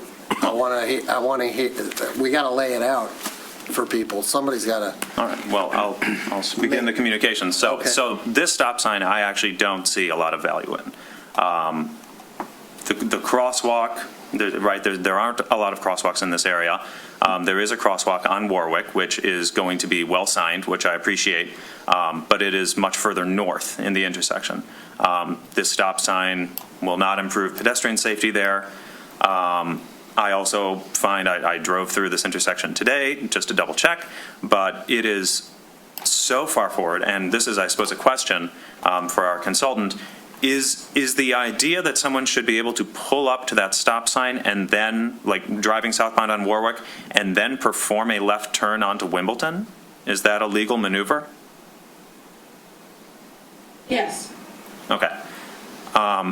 I feel that stop sign is so far forward that a left turn at that point becomes almost a U-turn, which feels a lot more dangerous to me than sort of leaving it unsignaled, maximizing the incentive to slow down at the crosswalk. I think that the line of sight there, because if you are, frankly, if you're turning either direction, if you're looking to westbound traffic on Wimbledon, you can see it a lot better from up there, where you only have to turn your head about 90 degrees. Once you get down to where the suggested stop sign location is, you have to look almost 180 degrees around to see if anybody's coming. And if you want to do a left turning motion, I feel like it's going to be much easier. You're going to want to start a lot further north in that intersection. So those are my reasons why I do not believe the stop sign there is particularly valuable. So stop signs cannot be located any farther than 50 feet from the cross street. Yes, I'm not suggesting we move it. I'm saying that having it unsigned is probably acceptable to me. So having it unsigned doesn't meet the MMUTCD criteria for this location. And the warrant, I think the word is, that we said that this met was a line of sight thing? Correct. And so we're saying that we I guess, so we are saying Warwick Street. There is not adequate sight distance for vehicles on the Warwick Street approach to make a decision without traffic control. Even though there's a stop sign 176 feet further down at Oxford that stops traffic that they can then see because it's not supposed to be moving fast as it drives past the end of the road. So I suppose that my question is, and I apologize for being new to this, but we're saying we are legally required to install a stop sign there based on this line of sight criterion. Is that a correct statement? Based on the engineering study that we performed, we are recommending that the city install a stop sign. But it's not a legal requirement, it's a recommendation. Yeah, I'm just trying to tease out how much of this is like what if we say no thanks? Where does that leave us? Well, I'm not going to go on the record saying I agree with that recommendation. No, I'm not asking you to. I'm merely saying hypothetically, if we say we decline to install the stop sign and against your suggestions, I'm asking, I suppose, the city attorney, what situation does that leave the city of Birmingham in? So, Mayor, may I? Please. Municipalities must comply with the MUTCD, which is the Manual on Uniform Traffic Control Devices. Now, we have an expert who has recommended that in order to be compliant with the MUTCD, she has set forth different suggestions for the commission to consider. Again, there's compliance required. She's recommending certain things to happen to be compliant with the MUTCD. So, like the manager stated, we hire the expert for a reason. She's provided evidence. Now, if you want, if you're having her come back, if you want a better presentation, I don't know how you would be satisfied. Well, but may I offer an idea? she's offered her expertise. Right now, we're going between these two. So hold on. So we've hired an expert in their expert opinion. The manual on uniform traffic control device, or this warrants the installation of a stop sign. We are saying that the proposed location is more or less the only location that stop sign could be placed.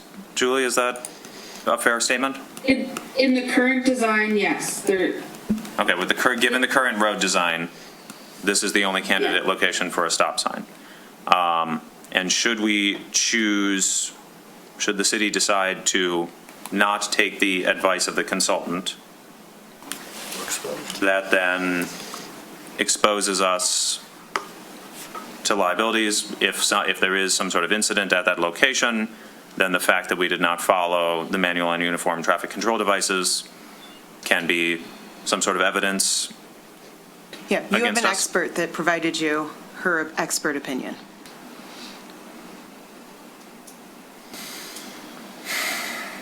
And she didn't say it was optional? Is this optional at all? At all optional? No, my recommendation is you need to install a stop sign on this approach. Okay. There's not enough sight distance for vehicles on that approach to see vehicles on Wimbledon and make a decision. Okay, thank you, Julie. I'd like to hear from the public. I've got a quick question for her while we're on this, that it may be another pathway. If it's quick. It is. We have different conditions at places like Midvale and Glenhurst, or Glenhurst and Argyle. This is the perfect situation for a mini roundabout. There's a three-way yield on the roundabout. Solves all of the problems because this is a huge intersection dimension-wise. Mini roundabout fits in here perfectly. No stop signs. We just approved, did we just approve the contract with the design? Yes. Mini roundabout doesn't have to be a large pillar in the ground.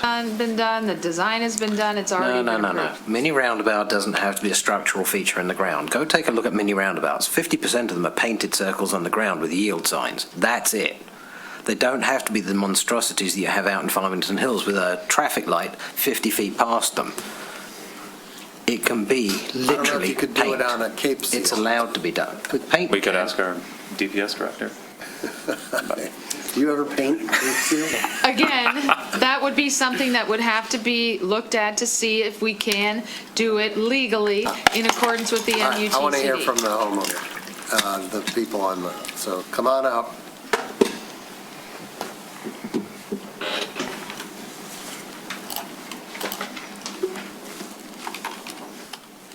We've all read your email, so. Okay, I will read it because it'd take me longer than 3 minutes. My name is Sally Swift, 541 Wimbledon. My house is tremendously impacted with a stop sign in front. It eliminates parking. We are seniors. We have a one-car garage, and we'd end up across the street on occasion parking. My husband parks his car outside. There are no crosswalks, and having parked in front of our house, if we desire to go east, if traffic is clear, we would make a U-turn. That is what would be required from every vehicle traveling southbound on Warwick that would turn to the west on, mind you, our address is Wimbledon, so I call it Wimbledon. Turn onto Wimbledon, stop before a driveway, and then have to check traffic behind and then make a U-turn? To park? Pardon me? To park? No, well, to park, or if they want to go eastbound. The stop sign is right by our driveway. So if you're parked in front of our house, just before, well, right now, no stop sign. If you're parked in front of our house, roughly where that stop sign is, and you want to go eastbound, heading that direction, you have to make a U-turn. So I don't understand, there is no intersection where that stop sign is. Am I making sense on that?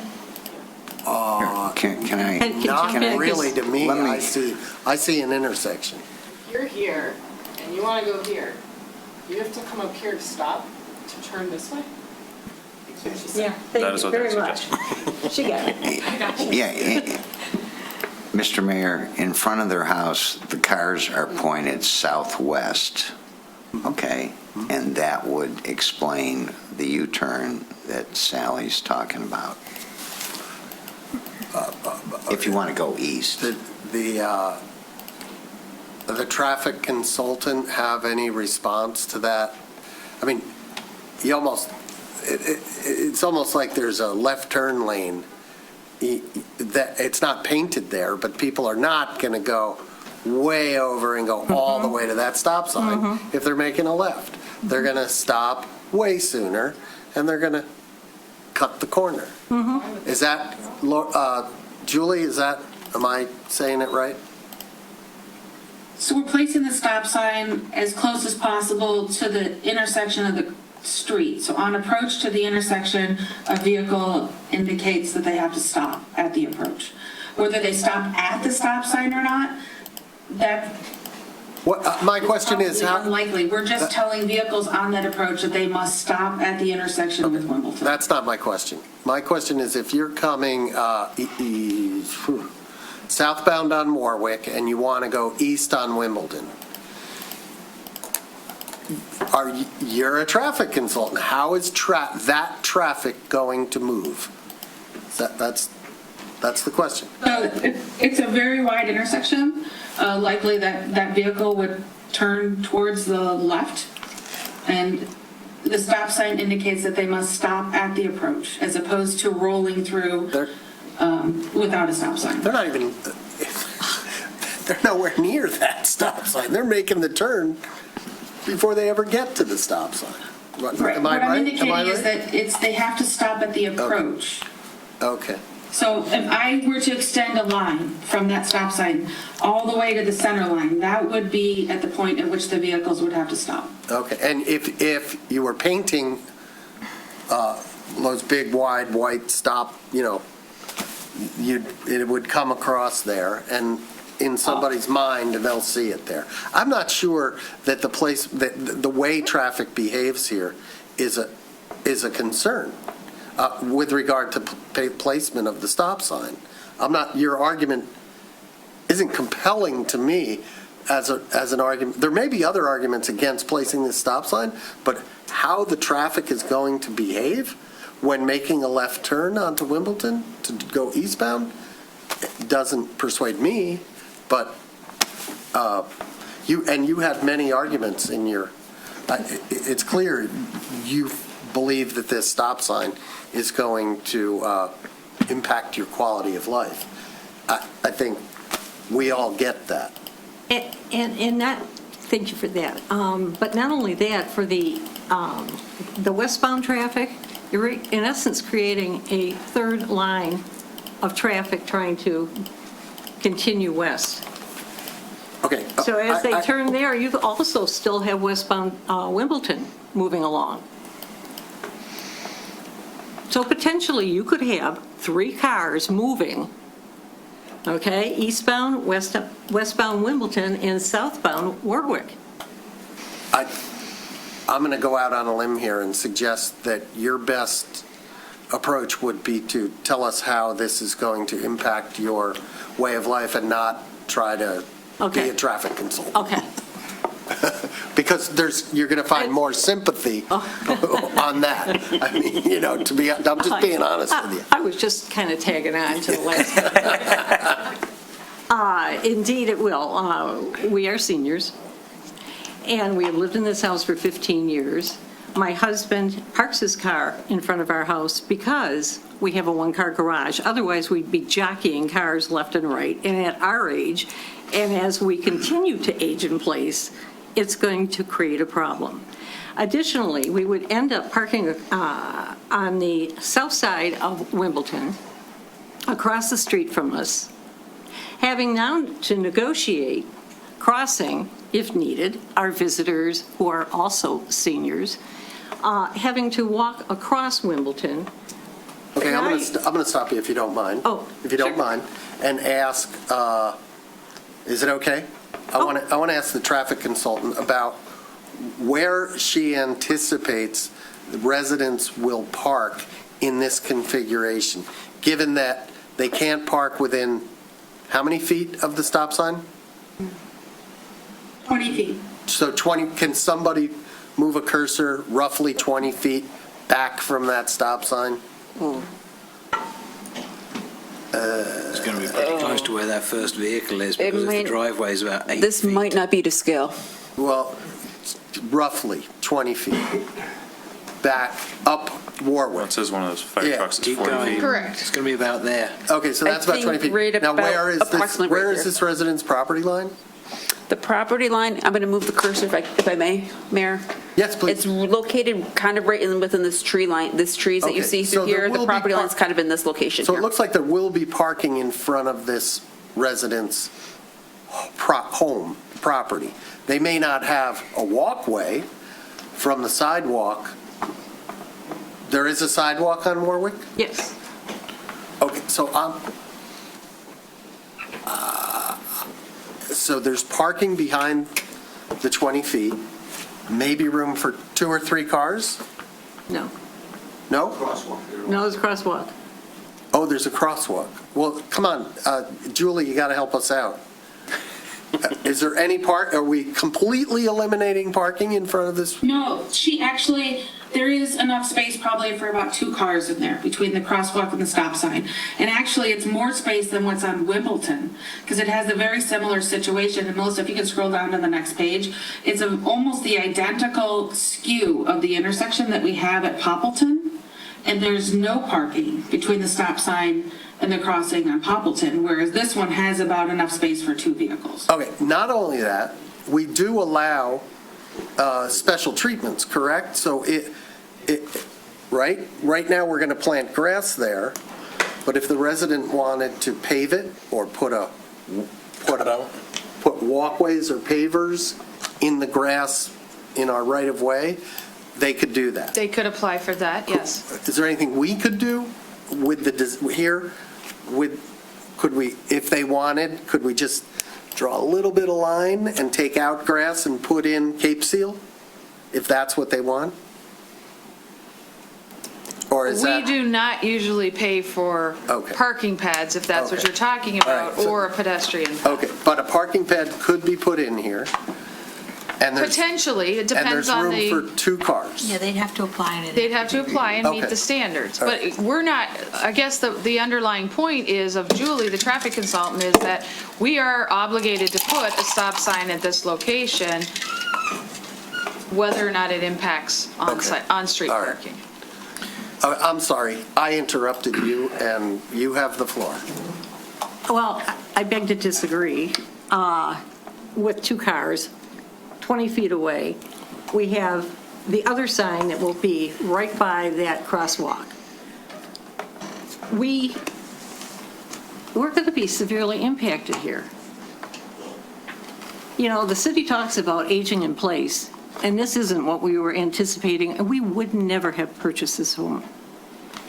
Our value will be impacted negatively with a stop sign sitting right by our driveway. No parking immediately in front. No crosswalk across the street, and you're creating a 3rd lane of traffic in front of our house that we will have to navigate, or our visitors will if they have to park across the street. And that, to me, seems to be a bigger hazard. Particularly, Warwick is a narrow street. It had, according to a traffic study that was done a year ago in Wimbledon, traffic was not an issue, so I can imagine that Warwick's traffic has to be a lot less. I don't know what else I can say other than everything that was in my 2.5-page email. I think my husband has a few words to say, but I really protest what's going on here, and I appreciate your at least bringing it forth, all of you. Thank you. I'll let you have the floor. So, I don't understand warrants, and I'm not an engineer, and I'm not a traffic engineer. What I take from the traffic engineer's report is a stop sign is not recommended due to volume of traffic. It doesn't meet the criteria. It's not recommended due to accident history. There's one accident in 5 years. We must not have been home when that one happened. But so over the course of 15 years, this has never come up. The road is not being materially changed. It's bumping out a couple feet. The thing that I see is causing this stop sign to be there is line of sight. And I will dispute that conclusion. That is, there's no metrics in the report on that one. There's metrics on the other two. So if there's something else other than line of sight, I'd like to hear what it is. But my understanding is that's the one that's causing that to be there. And this is a very deceptive road. When you cross that crosswalk, cars coming south, immediately after you cross that, your line of sight increases astronomically for every car length you go forward. And a car length or two from that crosswalk, you could actually see the stop sign at Poppleton Park. Let me interrupt you and ask Julie, are you basing your line of sight, are you assuming that that we're going to plant trees or something on that northeast corner that you couldn't see across? Are you do you understand what I'm saying? Like, what's the... I do. I didn't attach the site distance diagrams, but when I provide the additional information for Poppleton, I'll include them here. But when we do the site distance for an uncontrolled crossing, the site distance has to be from much farther back because you have to be able to see vehicles on approach at the speed. If I'm at the stop sign, I only have to have site distance from that stop sign location. So that's the issue, is if it's an uncontrolled, I have to have a line of sight from much farther back. How far back? It's significantly farther back from the intersection. So whereas you have the line of sight at the intersection, you don't have it farther back. And so I'll provide that information when we provide the additional with Poppleton. And we see very lightly there on that property, are those trees? I assume they're trees. Mm-hmm. There's existing trees here and then this location here. They might, depending on the tree, might impact the line of sight, right? I'm sorry, you're asking her. Maybe you know what. The house on the corner that has those trees on their property, not on the tree lawn, they do contribute to blocking the line of sight considerably back. But as I say, as you move forward, your line of sight down. But she's saying a car coming at 25 miles an hour. You may not like it. I don't like cars going 25, but that's the speed limit there. It just seems like a judgment. I didn't see any metrics associated with that. I did see metrics associated with the others, and fair enough. I don't know if it was a judgment because. Someone drove down the street and measured the distance, or if it's just looking at this schematic, that's what seems to be the case. And I'll tell you, 15 years, I've driven this street so many times, and it just seems like there would be a lot of problems at that intersection if the line of sight was not sufficient. And I don't think the intersection where the stop sign is placed is really the intersection. Our address is Wimbledon, okay? And Warwick is actually a sliver of the street at that point. It's not a lane. It's not a street. It gets progressively smaller. And so you're really placing a stop sign on Wimbledon. And if you walk around that section, you also are going to confuse people on Wimbledon heading west on who that stop sign applies. Not to mention, it's going to block some of our line of sight in backing out of our driveway. That's like, look where that's at. It's going to be between the lawn tree and the driveway, which is in total probably less than 5 feet. So that's going to be literally 2 feet or so off of the driveway apron. Okay, let me ask. I've never seen a stop sign like that. Does anyone on the commission have, yeah. May I ask a question of the consultant?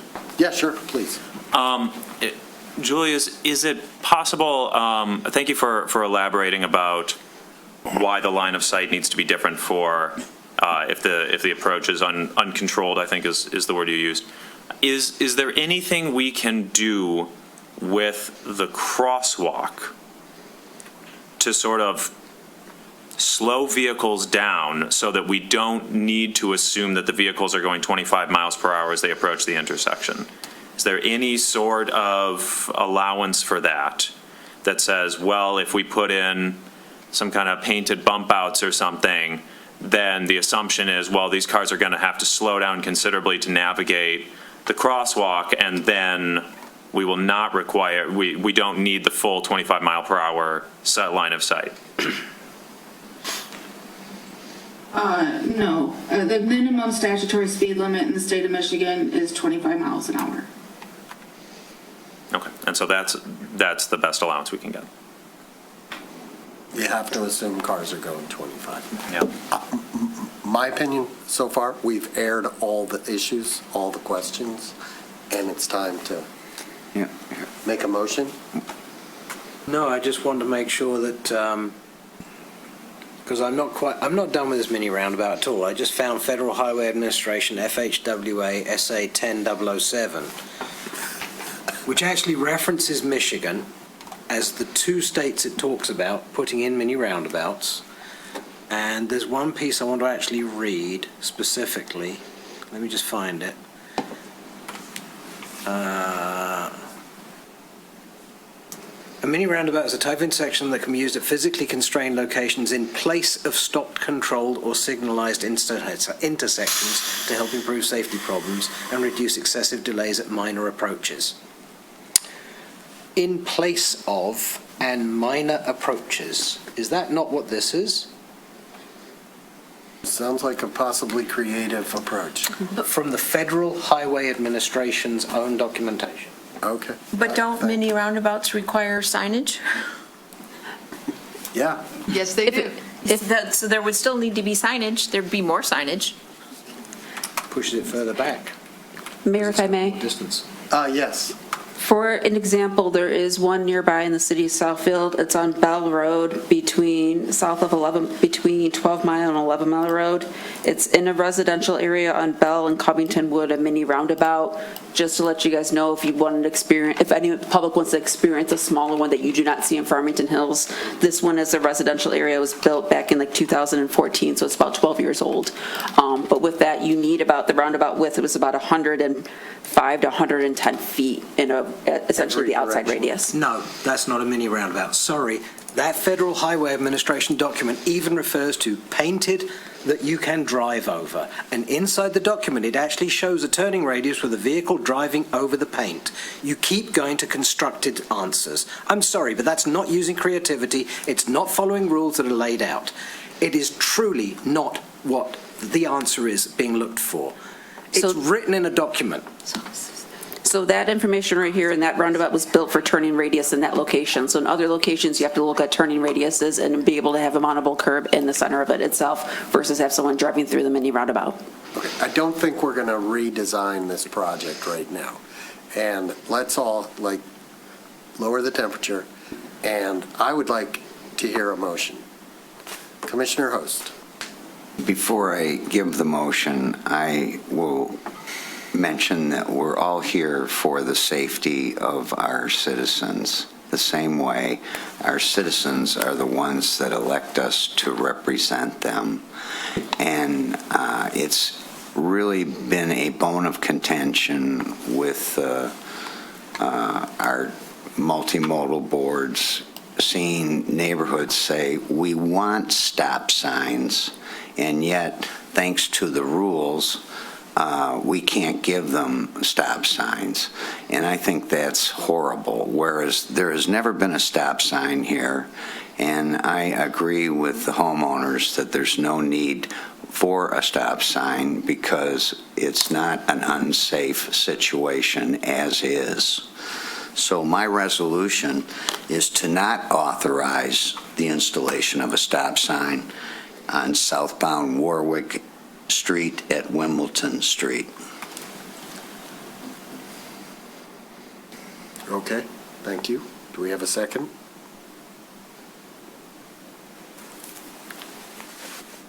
Any other motions? I think that motion dies for lack of a second.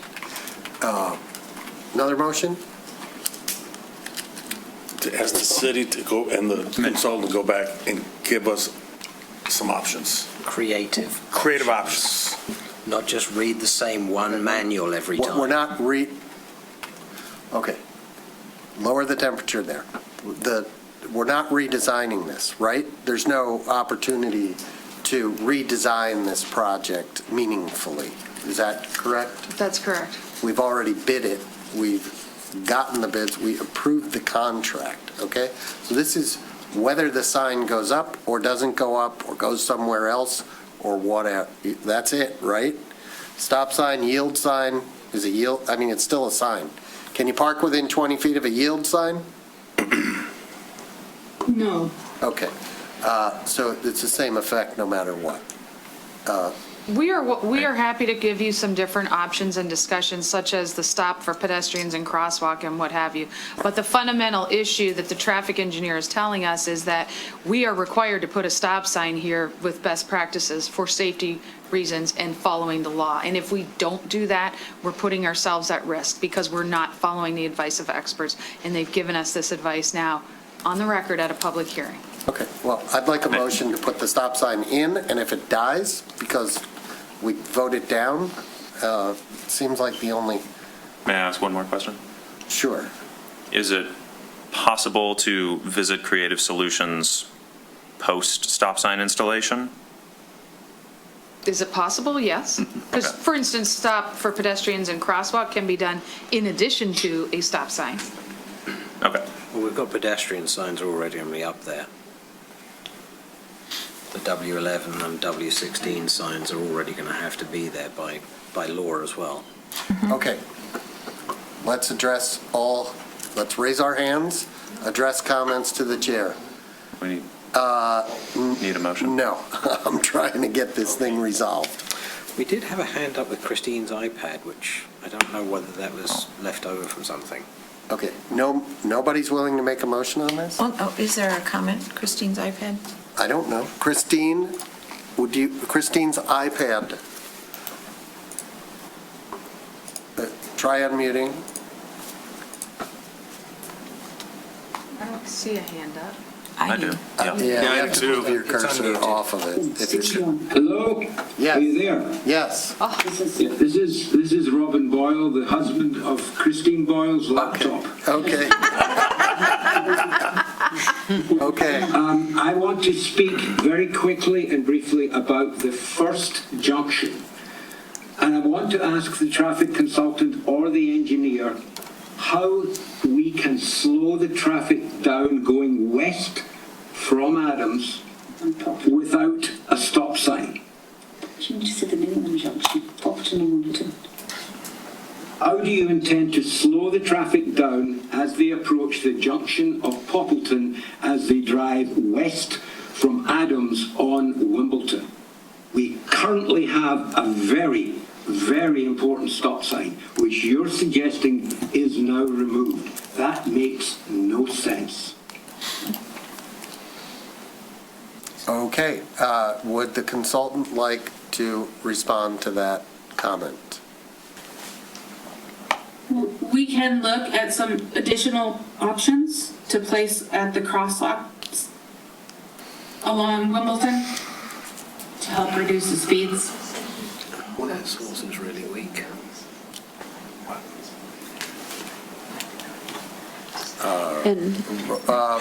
Mr. Boyle, do you have, is that the end of your comment? Do you have any further comment? Melissa was willing to say something. Yes. I don't wish to engineer this, but this is a very fast and busy street. You said it's a main road. Whereas there's a stop sign there that is incredibly useful. People still drive through it, but it's still very necessary. I don't understand why it would be engineered away or taken away. We need the stop sign to slow the traffic down going west from Adams. Thank you very much. Thank you. And Ms. Cody, you had something to say? And Julie, if I may, you've brought this up at the multimodal board a few times, that the reason why stop signs meet warrants is you necessarily don't install stop signs for speed control. Correct. Stop signs are not a traffic control. They're not a measure for traffic calming measure. They're to be installed based on the warrant criteria and at locations where, based on the engineering study, they're deemed necessary for operations and safety. So the concern with the Poppleton is that, let's say I were to put in an all-way stop, I'd have to put 2 of them in succession, and you'd have a stop sign in the middle of an intersection. That's the problem with Poppleton. Is that Poppleton up there? That's Julie, correct me if I'm wrong, you would need a stop sign in this location right here. You would need another stop sign at this location right here. Is that what you mean? No. Well, I can't see your screen, but we would have to put basically 2 stops consecutive all-way stops for it to work, because the stop signs would be so far away from each other. And that would be on eastbound and westbound of Wimbledon, 2 consecutive stop signs. Is that advisable? No, that's not advisable. That's why we're not recommending it. However, we can look at some additional traffic calming measures that we could do with some signage along the Wimbledon corridor to increase pedestrian awareness and reduce speeds. If people drive through a stop sign, they're not going to read a sign. Okay, I'm sorry. Please raise your hand and ask to be, do we have a motion? If we're not going to do a motion on this, then let's just move on. Question. Okay. Final question from me. If a stop sign isn't used to actually slow down traffic, which sounds a bit contradictory, why don't we put in speed bumps? Because we'll slow down traffic on a main road. And we're the only city that doesn't do it. So why not? Why don't we actually try? In this case, because it's Cape Seal. You made that options. Have you driven down Saxon recently? I'm sorry. We really need to move along, okay? We need to come to some conclusion on this agenda item. Send it back. So, yes. We have already asked that Wimbledon and Poppleton be brought back to us with, additional solutions. So I think our options for Warwick and Wimbledon are to make a motion to approve, or to also ask that to be brought back to us, though it seems like we've heard that there are really no significant other options for this. I understand that the Swifts don't want a stop sign near their driveway. We have heard, however, that they're still going to have 2 parking spaces. It also looks like they might, from Google Maps, be able to park on the other side of the driveway. And I also heard the comments about the U-turn, but I mean, if I'm parking facing westbound on my street and I want to go eastbound, I go out and go on the street and turn around. I don't make U-turns in my street when I want to go the other direction.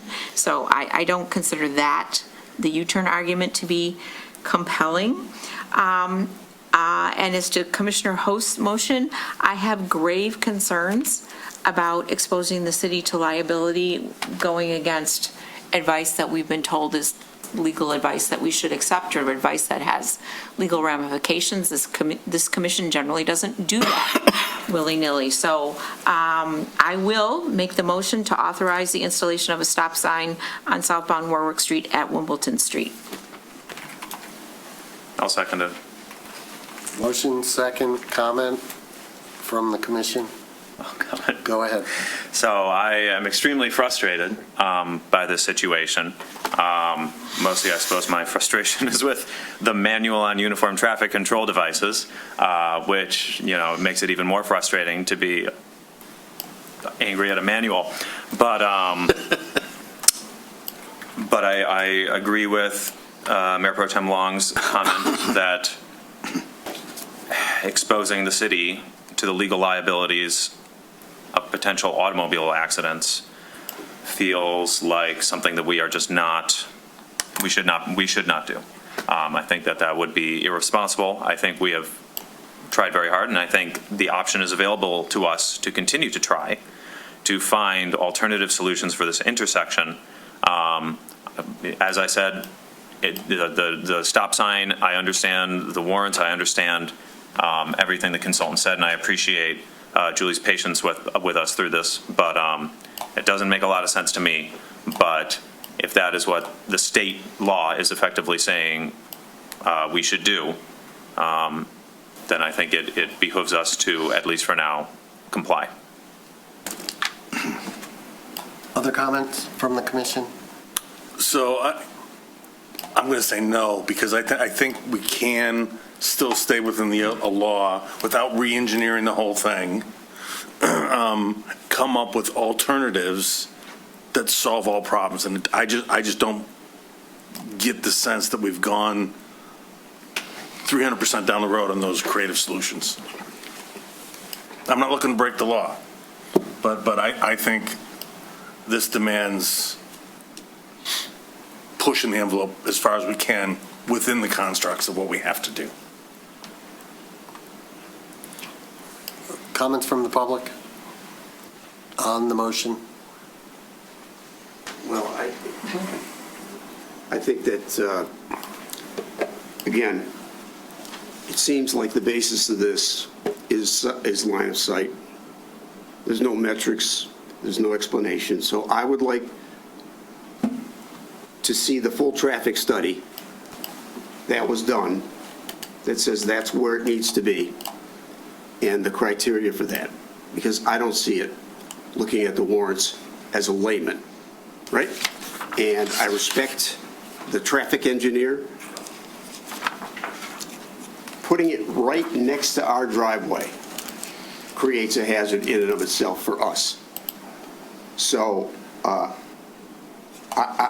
am formally disputing putting a stop sign in front of our property, because I think it creates safety issues unto itself. And I just agree, we reserve our rights, but I want to comment on something that Ms. Long mentioned about a U-turn.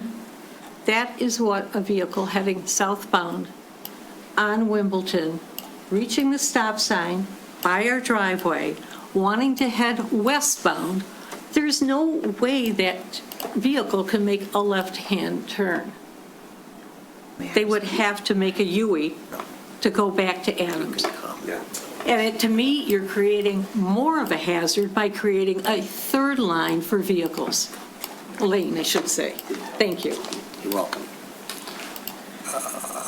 We have another comment from the public. Oh, hi. I have an opinion, and I'm part of the public, so I'll say something. Okay. Can you go back to the image, please? It's not this one, right? Yeah. As a human being driving down Warwick, if I got to that intersection, I would be so confused as to what I'm supposed to do if I want to turn left.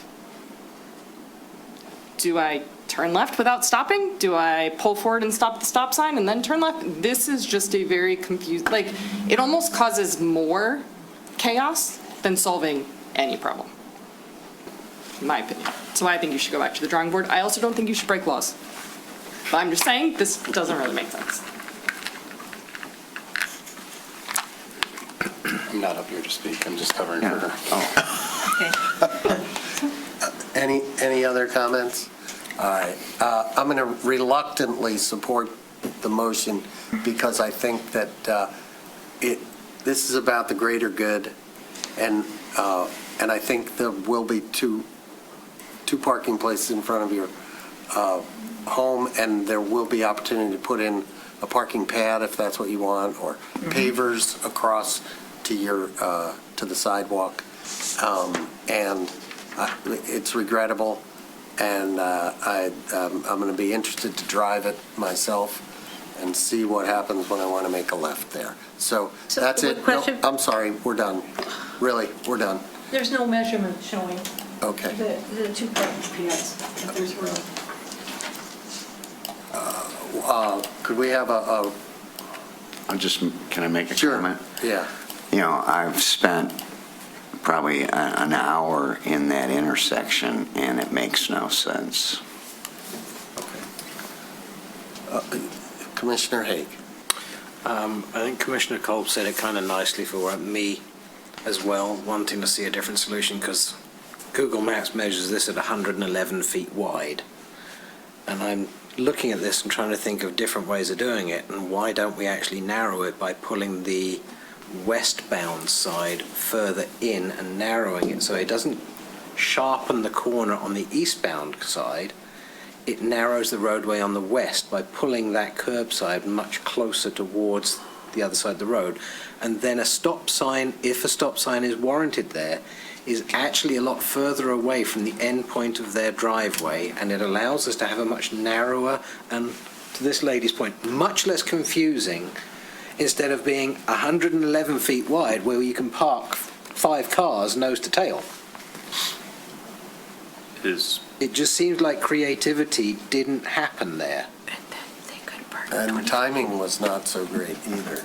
Is the road design still up for consideration, though? It's Cape Seal. If you make it narrower, you don't actually lay it over what's Cape Seal today. You put grass there instead. It's less engineering. I'm asking, is that an option that's available? That's why I'm saying it. I don't think It's so. not making it bigger. Melissa is gone. I can, perfect timing. They want to know, in summary, if there's any consideration that can be taken to pulling the west curb line towards the east to make it more of a appropriate T intersection, I believe is what you're really going for, Mr. Haig. Yeah, along those lines. If that's a possibility. It's a little bit hard, if I may. What you run into, some of the design right here, is potentially a vehicle be able to turn this way through here, and then seeing this vehicle be able to essentially pass through here. So that's the reason why this edge of the roadway through here is to make sure that if someone's turning with a larger vehicle in that location, that they're not in conflict with each other.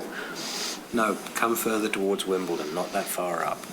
Because if you look at the road line of where the wheels are on the, as we face it, the left-hand side, it actually has it has an increasing distance between the side where it's red hatch, exactly, right there. You've got a larger radius there than you do, well, actually, it's a smaller radius than the larger radius.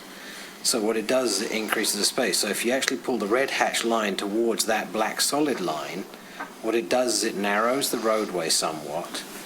It actually doesn't require paving over area that is paved right now. And you can then move that stop sign to a slightly different location that gets it further out of the sight line of the residents and puts it into the sight line of someone turning. Right. Makes the road entrance a little less confusing. It doesn't need to go that far. Okay, hold on. There was a question, very simply, could they redesign it? Just And trying I to didn't hear the quantify it. yes or no to that. So with this, it's something that we could potentially look into with essentially, just to let everyone know from a design standpoint of this, is what you usually run into when you're doing new roads and trying to match existing alignment. This has a radius arc with a certain measurements, and you usually try to hold it through the whole entire way. That's what this arc is in this location right here, going back. Could you put a compounding arc at this intersection? Yes, that's something our design engineer could potentially take a look at. Then that's the answer that we're asking for. Well, I would like to note that if you do that and you move the stop sign into the middle of their property, they are more adversely affected for parking, because then right now they can't park 20 feet from the parking sign on one side and the other side's their driveway. But if you put it in the middle of the property, then they're going to have potentially 40 feet Just coming out tangentially. that they can't park on. Okay, we have a motion, we have a second, now we're like not discussing the motion. Right. We're trying to redesign a street. We need to vote on the motion. If the motion fails, okay, whatever. Let's just, we need to move along, guys. So, we good? Can we vote? Let's go ahead. Commissioner Brad Host, No. Commissioner Bill Pope, Nope. Commissioner Andrew Haig, Nope. Mayor Pro Tem Therese Long, Yes. Commissioner Kevin Kozlowski, Yes. Mayor Clinton Baller. Yes. Well, there you have it. There it is, 6-0. 3-3 vote. So nothing happens, it dies. And you're going to have to come back, I guess, right? Yep. All that, Bring it back all that discussion. with for the sightlines. Nothing. We'll bring back the sightlines, which we've already done, and they are mathematical standards and calculations that were done. Okay. All right. Next up is a resolution to authorize the formation of the City of Birmingham Community House Foundation. And we have Kathleen Martone from Barnum Law. Good evening. Hello. Do you need me to pull up my PowerPoint presentation? Is it helpful if I hook up my computer? I think it's in our package, is it not? Thank you, Melissa. And if you want, you can go up there, too. I'm gonna preface this with Page 585, I think, Melissa, something like that, close to it. Thank you. I'm going to preface Ms. Martone's presentation by noting that we have scheduled a special meeting for tomorrow night at 5 p.m. To discuss a purchase agreement that has been negotiated between the city and the Community House Association, which provides for the purchase by the city of the community house. So while this may have been originally developed as sort of a contingency, it's no longer a contingency, it's a real thing. So. Thank you for that introduction, Mayor, and good evening, everyone. Thank you for the opportunity to present to you, Commissioners. My name is Kathleen Martone. I'm a partner at Barnum Law, just a block over from this building, and I specialize in a substantial portion of my practice specializes in nonprofit formations, and so I'm happy to answer questions as we go along. But this presentation is designed to give you an idea of the first step to forming a City of Birmingham Community House Foundation, which would be a 501c3 public charity. It would be organized on a nonprofit, non-stock, member-managed corporation where the City of Birmingham would be the sole member. We've got suggestions here for what we think is a good operational structure for the city to approve, including a 9-member board, organized with 2 city commissioners, 7 at-large members, as well as 2 ex officio members, being the city manager and city attorney, to keep this city commission informed. Today, we're asking for your authorization and approval to form the entity by filing articles of incorporation with the state of Michigan, as well as working on the other organizational documents to get it up and running. So we've got an executive summary of what we're asking you to approve tonight. This slide captures the full ask in 3 parts. So why now? Mayor just covered that. We have been negotiating, as the public is aware, through litigation on the purchase and sustainability of the community house in perpetuity. So if that purchase is successful, the foundation would be established in accordance with the deed restrictions to continue its long history as a center for social, civic, and philanthropic purposes for the residents of the city of Birmingham. The foundation would be the owner and maintain the community house, and through its funds, again, continue those long-standing purposes and perhaps expand those from what they have apparently been restricted in recent years. And so how is this entity governed? Again, this would be a public charity, so there are various types of foundations, and I'm happy to answer questions about different types of foundations, but my recommendation would be a public charity, which gives the broadest grant-making authority and for citizens and other donors, including the government of the city of Birmingham, as well as other organizations, to get tax-deductible contributions. The city would be the sole member, meaning it's got oversight authority, the ability to form articles of incorporations, approve the bylaws, which we'll get into in a little bit, as well as designating the directors of the entity. Again, the recommendation would be for the city commission to be involved through 2 city commissioners, 7 members of the community, which I'll talk about, good qualifications for those at-large community stakeholders, as well as those ex officio non-voting members being the city manager and the city attorney. Again, this isn't, an all-encompassing civic foundation. So you could form a civic foundation that could be used for many different purposes, but this one, our proposal is designed purely for the maintenance of the community house. It would be mission-driven, being to acquire the community house and to carry on those good purposes that are outlined in the deed of trust and in the deed restrictions that were incorporated in the 1993 probate court order. It would be a center for the community. So I heard from many of the citizens today, earlier this evening, that were talking about why they wanted to continue the community house, the early childhood center, the banquet facilities, so the men's club can come back and use the building for good purposes. Again, this would be a mission-locked organization, so the foundation's assets would be staying dedicated to that sole purpose, being maintaining the community house and continuing its good civic purposes. It would be funded by gift and grants that could be funded through public contributions, through private donors, through contributions from other donor-advised funds and the like. And it would be accountable to the public. There would be an annual financial report to the city. You could mandate that those reports occur more often than annually, but certainly at least on an annual basis. It would have to be registered with the Attorney General. We would have to make a 1023 filing to apply for 501c3 status, and there would be annual IRS Form 990 filings, which are essentially like an income tax return for the public charity, and that serves as kind of a watchdog for folks to pull up what's going on with that organization every year. That would include disclosing things like key salaries for key members or key personnel at the entity or the organization.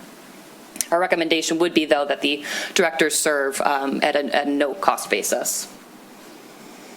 So again, why is a public charity the right fit and not a private foundation or something else other than a public charity?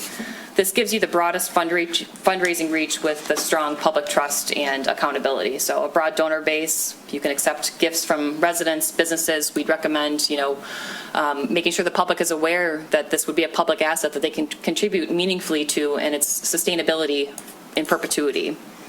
Again, it's a public support test, and there would be public reporting to reinforce that accountability with the community so that they know how the funds are being used and spent on an annual basis. This kind of 501c3 gives you the most eligibility to receive grants and tax-deductible donations. It avoids the private foundation excise rules for IRS reclassification, and so that would be rules like how much needs to be distributed annually. And so this gives you broadest flexibility that a private foundation would be a little bit more restrictive on. Continuing on, I know, through the litigation and through the various community activists who have been championing the community house, we know what the community house was designed to do and maybe has not been doing in recent years. It would be a community and gathering space for events, including weddings, receptions, reunions, that have long defined the community house for Birmingham residents. There could be civic programming, and again, this isn't an inclusive list or an exhaustive list. This is purely what the deed restrictions contemplate as an outline for what the building can be used for. So civic programming, lectures, civic events, forums, different community engagement to enhance the life of the residents of the city of Birmingham. Other philanthropic activities, so you could have fundraising activities there, grants, matching campaigns that can go to the community house's priorities. Educational programs, classes, workshops, adult learning opportunities consistent with the educational purposes, and that would include adult educational programming as well as continuing the ECC for those children that are used to receiving their education, or their early education there, and maintaining the staffing to the extent possible that have long served the community. It can also host cultural and social activities, concerts, exhibits, performances, social events that can animate the community house and serving the Birmingham residents. And I heard about the historic grant that the city has been awarded. And so this is a historic building that has been maintained, and as a homeowner who owns a 200-year-old home, it's a great thing to maintain something that has been longstanding in the city of Birmingham. And so the grant making and towards capital improvements and the like would increase the community house's sustainability over another 100 years. So what does it mean for the city of Birmingham to be the sole member? Meaning they would have the oversight support. The board of directors, however, would be the ones controlling the day-to-day operations of the foundation. So those are the decision makers on things like contracts, things like staffing, the day-to-day operations of essentially an entity or a business. But the city of Birmingham has the oversight authority. So think about things like amending the bylaws if you want to change the number of directors that are serving, or appointing or removing a director if you don't think the directors are acting at the behest of the city and acting in the good purposes aligned with those mission-driven statements and those bylaws. The city has the ultimate authority to change the organizational documents, but wouldn't have the day-to-day boots on the ground. The board of directors, however, could appoint subcommittees or advisory boards or have other engagements within the community, just like the city of Birmingham does itself at the commission level. So these are recommendations. These are not, requirements. Typical nonprofit boards range from 3 directors to 11 directors. I think 9 is a good middle ground there, where you have, I would recommend an odd number. As we just saw, sometimes when you have an even number, you reach an impasse on certain things. So I think an odd number is a good thing. I think having community stakeholders be a primary driving factor behind these boards of directors is a great thing too. So having the city commission have 2 commissioners appointed and involved, and 2 ex officio non-voting members involved to make sure that the city commission stays informed on the day-to-day operations of the community house is great. But 7 stakeholders in the community, people that are involved in things like the legal profession, finance, fundraising, philanthropy, grant making, the downtown authority, people that are used to seeing what the residents really need and boots on the ground is a great advantage to a new foundation. Staggered terms, another standard operation procedure for a foundation. It doesn't make sense for there to be a large turnover in any given year, so those we could talk about staggered terms. Sometimes those look like 3 or 4 or 5 year periods for the board of directors to turn over. And the goal is for the board of directors to be actually representative of the city of Birmingham. And so we don't want it to be one class of people, but actually representative of the community and the ways that the community would use this building. Again, city of Birmingham retains the sole member status. They can appoint and remove the directors, they can amend the articles or the bylaws, and they would receive their annual financial report. The initial directors would be the persons establishing the day-to-day operations of the community house. Again, it's got financial guardrails built in, so there's no private inurement, so nobody personally is going to receive benefits from the foundation. There's no substantial lobbying, no campaign intervention. There's financial transparency for the city commission through that annual reporting. There's the state oversight for the Michigan Attorney General Charitable Trust Division. We would need to file a 1023 application to receive that tax exempt status.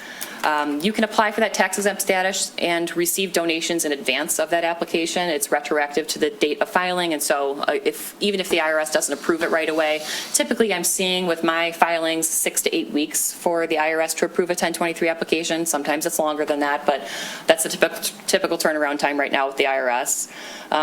The board would need to authorize, again, the day-to-day contracts, loans, checks, deposits, any legal actions, but importantly, there would be an asset lock. So in the event that there would be a dissolution of this organization for some reason in the future, the bylaws provide that the assets would go back to the city of Birmingham or to a foundation or another charitable entity organized by the city of Birmingham. So the assets couldn't come back to the city for their general funds or their general purposes, but they could come back to be used for another nonprofit or charitable purpose on behalf of the city of Birmingham.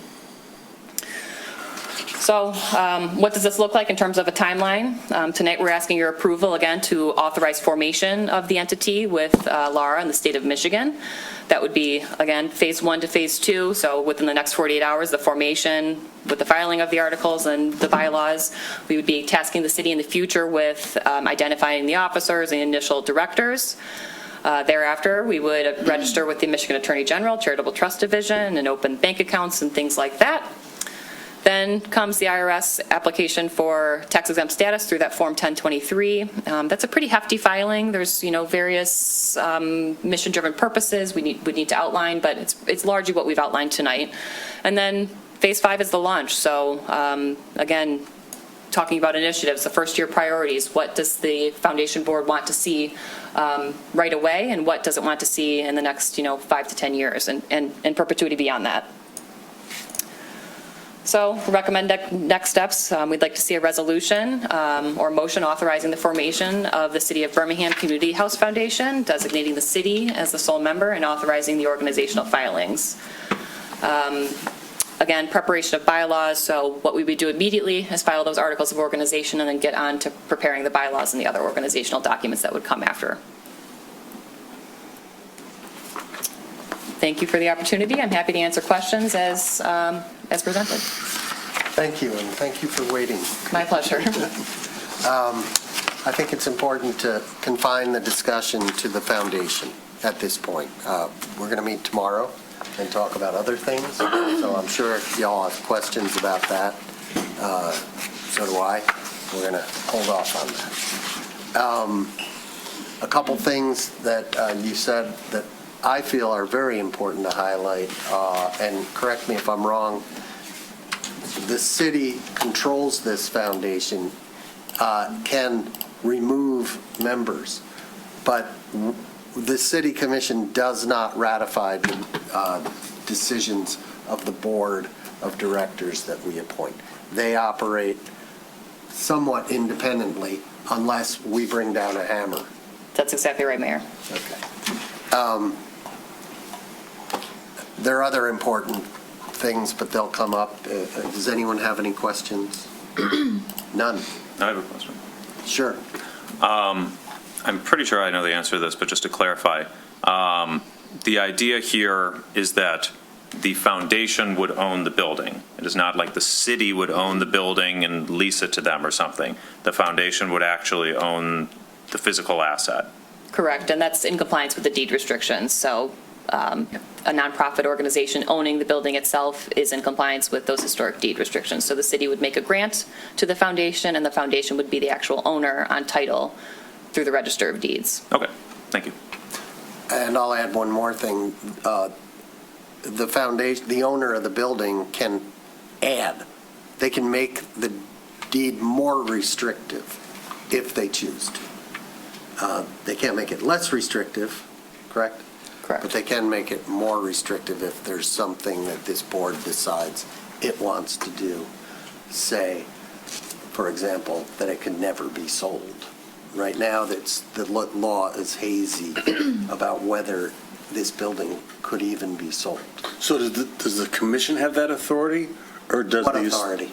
To tighten? No, it would be the board. It would, correct me if I'm Correct. wrong. The board of the foundation? Correct, but the commission appoints the board of the foundation. So it might be worth noting that on the agenda later is a notice of intention to appoint.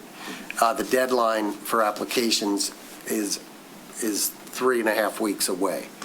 It is really important that we populate this board with super competent individuals who can contribute. We can talk about that another time, but yeah, because they're making really important decisions. Commissioner Haig. So just to make sure I've understood everything correctly, the city makes a grant, the foundation becomes the owner of the property.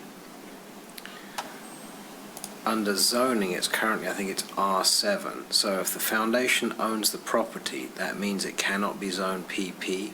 No, right now it's community zone. Well, There's two different zoning. Right. You're talking about the zoning under the downtown overlay. Right. It is community, and that would stay the same. You're talking about the underlying zoning. Yes. Which is different. Because The zoning would not change. Okay, because I know we did that for 400 East Lincoln because the city became the owner.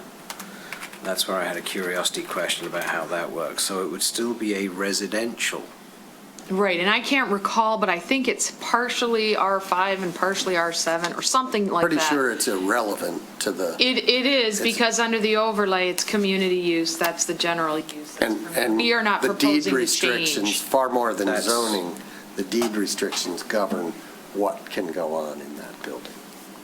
Just because we've got other things with zoning, particulars within zoning and a zoning activity going on, I wanted to understand. Commissioner Host. Is it too soon for a motion? No. Hey, Kathleen, could you bring the page back where you gave us the... I did want to ask a question, but it could be after the motion. Okay. I'd like to make a resolution to approve a resolution authorizing formation of the City of Birmingham Community House Foundation, designating the city as sole member and authorizing organizational filings. It's on your agenda. Commissioner Host, that's not the full motion. That's not the full motion. The full motion is in your packet on page 585. Correct. Thank you. Okay, I kind of like that one. Sure. There we But go. instead, I'd like to make a motion adopting a resolution to authorize the formation of the City of Birmingham Community House Foundation, designating the city as the sole member and authorizing organizational filings, including adoption of the Articles of Incorporation, bylaws, charitable trust registration with the Michigan Attorney General, and filing of IRS Form 1023. Second. Wow. Okay, so I want to ask a question, which was unrelated to the motion necessarily, but in your steps, you had something about first getting tax exemption, then launch. And I'm thinking launch is probably going to come first. Yeah, I guess it's what do you mean by launch, right? So I think that's probably a good correction. Because this foundation needs to get moving pretty quickly on a lot of stuff. In fact, is there an interim period before, and I don't know if this is a question for tomorrow night, but is there an interim period before this board is constituted, which won't be till late June, right?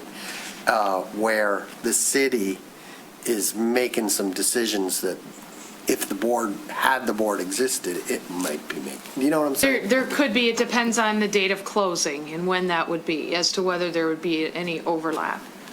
But the city could do stuff. Correct. Like I'm thinking, if I may, of the daycare, right? And the continuation of that, and, that. Could we, would we? The city could step in and, if necessary. Save it. Take That is on whatever steps necessary. Part of the resolution on tomorrow night's meeting. Okay, all right. That answers my question. Thank you. Let's call a roll. Great. Commissioner Bill Cole. Hold on. Public comment. Public comment. I am so sorry. We have public comment. I'm so eager to get this thing done. I am too. Racklin Hoff, 211 East Merrill. First, I want to thank you for coming up with this solution. I think it's excellent. I think it's really creative and a well-thought-out solution, and I liked everything that I saw. I want to congratulate the commission on coming together on this decision, because this was a very controversial and a very sensitive issue in Birmingham, and I think this is a real good resolution. My next, I have two questions. First of all, who will prepare the Articles of Incorporation and the bylaws? Who will write them? Barnum. Okay, very good.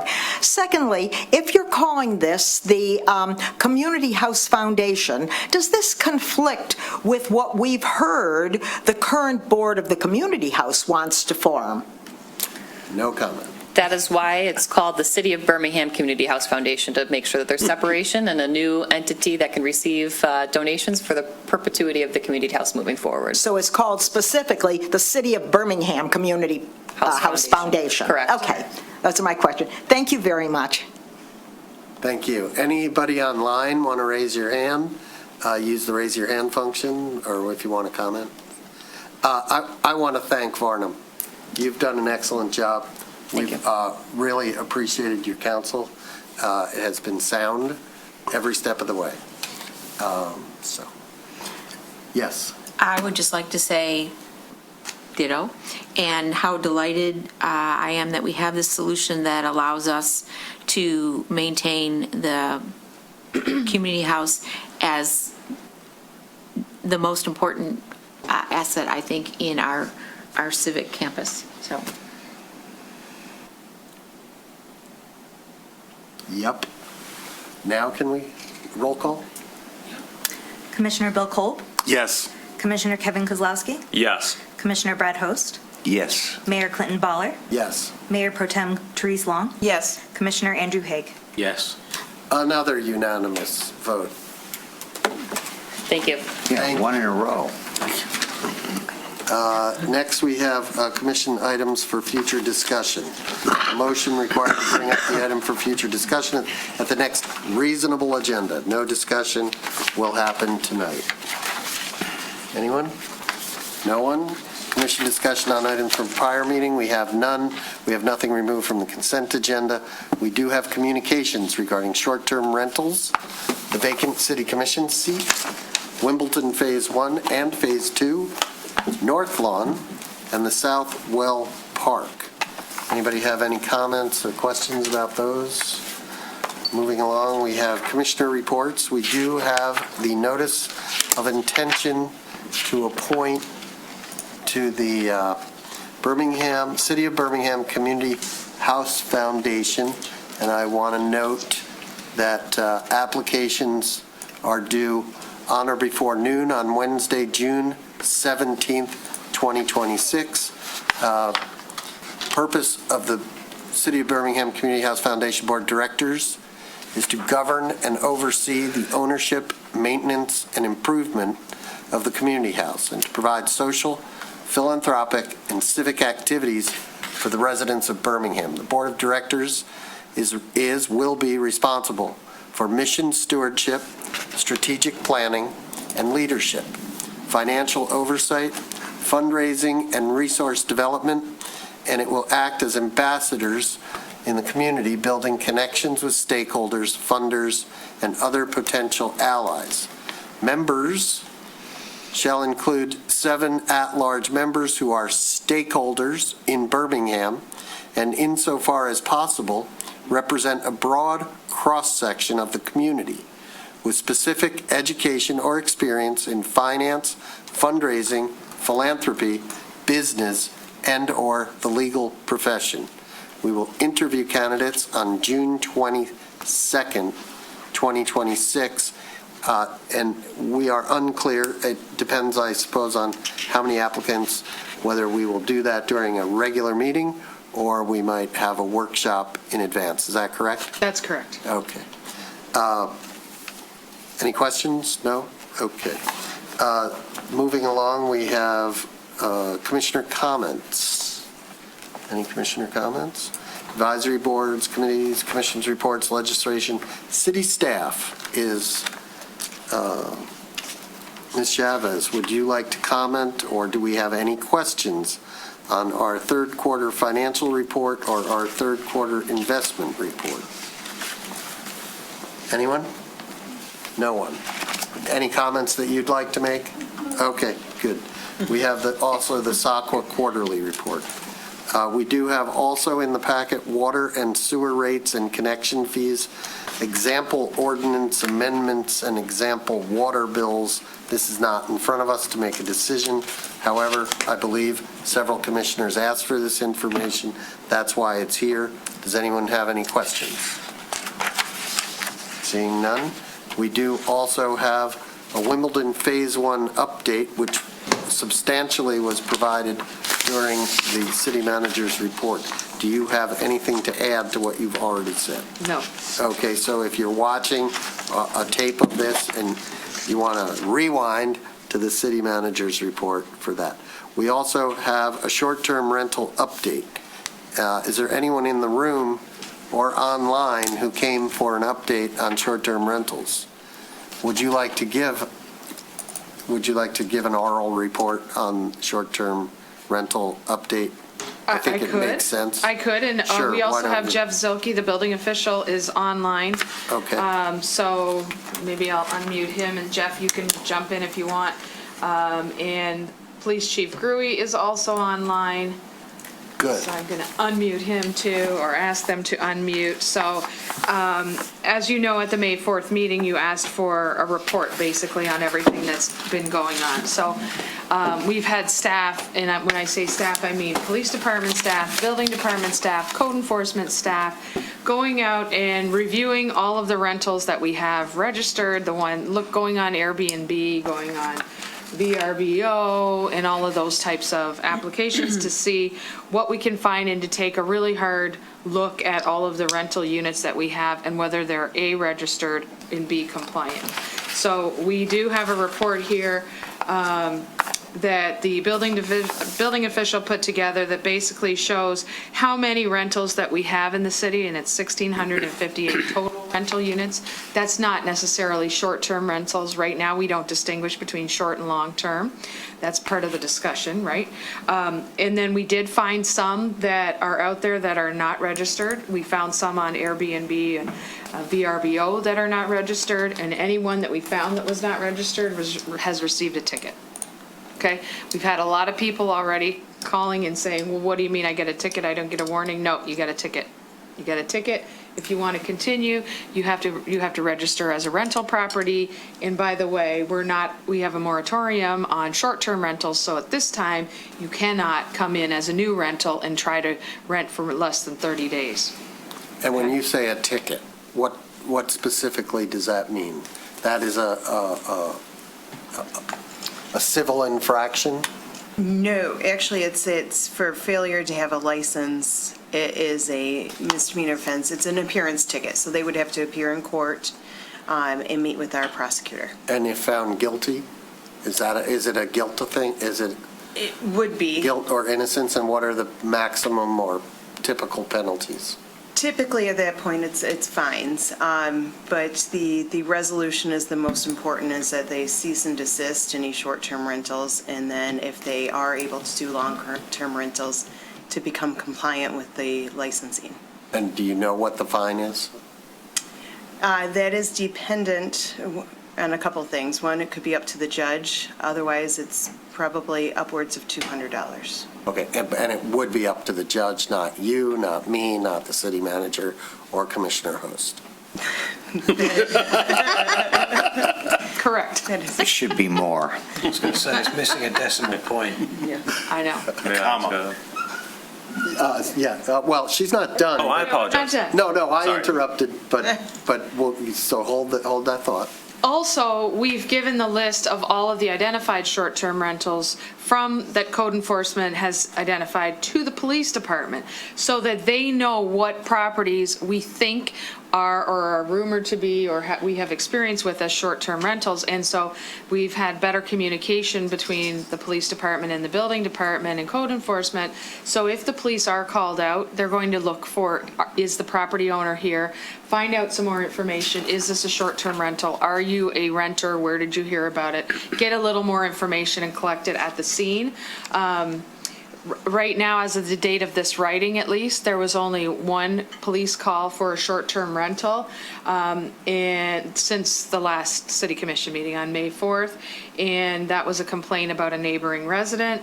I know there was another email that came in the last couple of days talking about an incident with traffic at another location. So basically that's what's going on with the police department. When the police department go out, they're documenting better what they have, and they're sharing that information with code enforcement and the building department so that both sides are talking and understanding what's going on. Even if the police go out and they can't write a ticket, at least to document that they've been out there and why. On the planning department side, the planning board actually had a meeting already and they discussed this issue. For any of you that may have watched, they looked at how do we change the ordinance language to control it and to stop allowing short-term rentals of 30 days or less. I think the discussion went pretty well. They had some questions about densities. For instance, the commission had asked them to consider how many short-term rental properties maybe you would allow in a certain area within a certain so many feet or so many blocks or what have you. They did have some questions on that. They would like to ask a couple of questions and discuss it with you at the joint meeting that's coming up in June. So I think it would be a good time for them to ask some of those questions and basically they want to get what your thoughts are on those issues. So at this time, one of the other questions is, do you want to consider different rules for short-term rentals or allowing short-term rentals in different districts? For instance, in the MX district, do you want that treated the same as a single-family residential district, that kind of thing? So they had a long discussion about it. I think it went pretty well, and they're digging in, and they do want to have a little interaction with you at the joint meeting coming up. The next meeting at which it will be discussed will be June 10th, which will be right before the joint meeting on June 15th. So I have a question. We have, at some point, Tracy, I'd like you to, I will summarize the letter we received. Well, why don't we do that right now? We received a letter. In a nutshell, it suggested reasonably that short-term rentals are already not allowed in residentially zoned areas because they are a commercial use. There aren't a lot of places, as far as the letter writer only provided one township, Park Township, was it?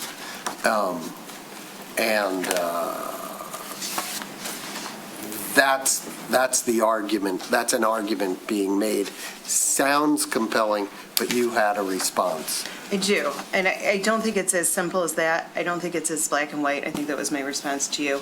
I think that if it was that simple, there wouldn't be as much legislation activity or lack of activity. There's a lot of gray area involved in that. There's also a lot of litigation that takes place regarding short-term rentals.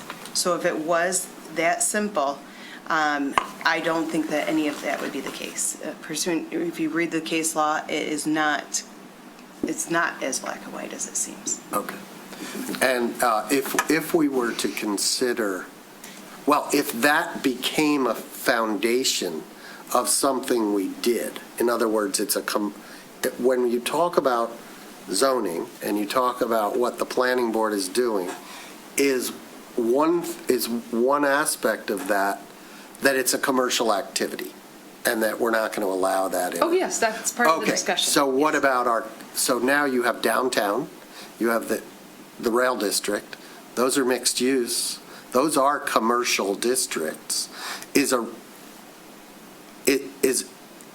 residential use in a D4 commercial or residential?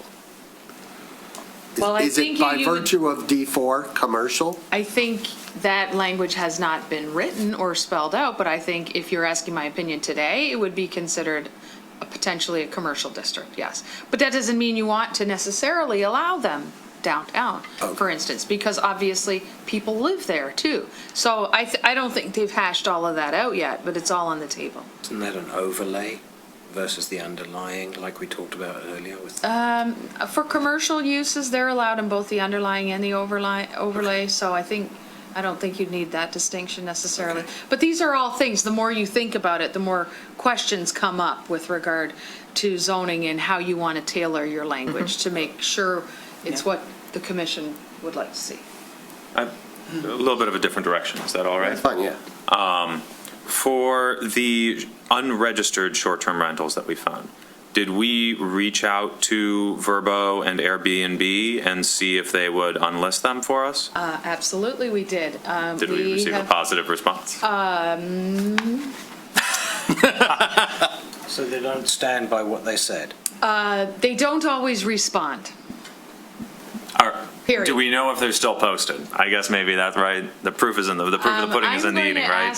I'm going to ask the building official, Jeff Zilke, to comment on that because he's the one that's been reaching out. Jeff, are you connected? Yep, I'm here. Can you hear me? Yes. Yes. I did reach out to Airbnb. They are not the most cooperative, asking the questions, so I'm putting a little more pressure on them to get further answers. And I'm hoping to get a follow-up email back from them tomorrow to see how to pursue a little further with getting those unlisted off the website. Right. Thank you very much. I have an idea. We have right-of-way in front of these houses. Why don't we plant a sign that says, "This is an unlicensed short-term rental"? I can see a legal issue inside that already. Let's explore that a little bit more. Let us look into Why don't you explore that a little bit more? Commissioner Kolb. So Tracy, question for you. Yeah. Because from, in my point of view, this is urgent, and the more time goes on, the more risk I think there is. But as new circumstances arise legally, finally getting it right legally can take decades. I don't think we can take decades to get the legal. There's going to be lawsuits on this for a long time to come. Eventually, something's going to end up in front of the Supreme Court because it's going to be a property rights law issue. Let me stop you. Even if we had it absolutely 1,000% perfect, there could still be lawsuits. So people can sue for whatever they want. They woke up the wrong side of bed. Exactly. So, for your comfort, what kind of legal framework needs to exist to accelerate this? I think the most important thing is where it's at now. So it's before the planning board, and they have the expertise and the authority and the wherewithal to examine and put together a very thorough, or what they deem necessary, zoning ordinance that will address the issues and the concerns of those short-term rentals. So I think it is where it is now, and I think it's moving along faster than, I dare to say, but faster than the commission originally thought that the planning board would take it up. They did take it up really fast. But you don't want them to move too fast either. So we want them to take their time and examine it and listen to the public. City manager. And I just wanted to add that I can assure you, they are moving it at top speed for this type of thing, and they are looking at bringing it back to the city commission in the neighborhood of 4 months-ish. Okay. Good, yes. So I think we probably all watched that meeting. I took a lot of questions away from that I don't want to leave it so that they have another meeting with no answers from the questions before we end up with a joint session. And so I think we need to actually try and at least give directionally feedback on some of the questions that were asked, because there were some very valid ones about scoping of what was being requested of them. And they weren't sure how far or how short that scope needed to go. For example, it was talking about, what about ADUs? I use that as one example, because it was a specific question. Do ADUs come under it? Well, ADUs aren't actually permissible today. Right. So I want to be very careful and try and give some more feedback to the planning board so that they have a more productive meeting next time, instead of just looking at each other going, we didn't get any answers. And so I wish to try and get a sense from everybody here. Do we wish to try and give a little bit more of that scope narrowing, such as the question under ADUs? I look at it and say... Well, let me, is it possible to ask the chairman of the planning board to give you a list of questions that you can bring to us that will help us make this move along more quickly, just in case they're unclear about something? That is exactly what we plan to do at the joint meeting, But when is the joint meeting? June 15th. 3 So they'll weeks. have one more, Yeah. they'll have one more meeting first, to Commissioner Haig's point. That's what I'm trying to forestall, is a meeting that effectively still has open questions that we could potentially try and give some direction on. If I may. Yes. My takeaway from watching that is that they were going to use the next meeting to get reporting from Mr. Dupuy that they asked for about number of rentals, density in neighborhoods, and it was going to be more information gathering and ordinances from surrounding communities. I think we should be prepared for the June 15th meeting. I personally don't recall directing them to look at density. I think I mentioned. That's exactly what I was getting at. Right, Because to I me, think- that goes into zoning, which is a different activity. I think that there was a misunderstanding in Mr. Dupuy's presentation to the planning board.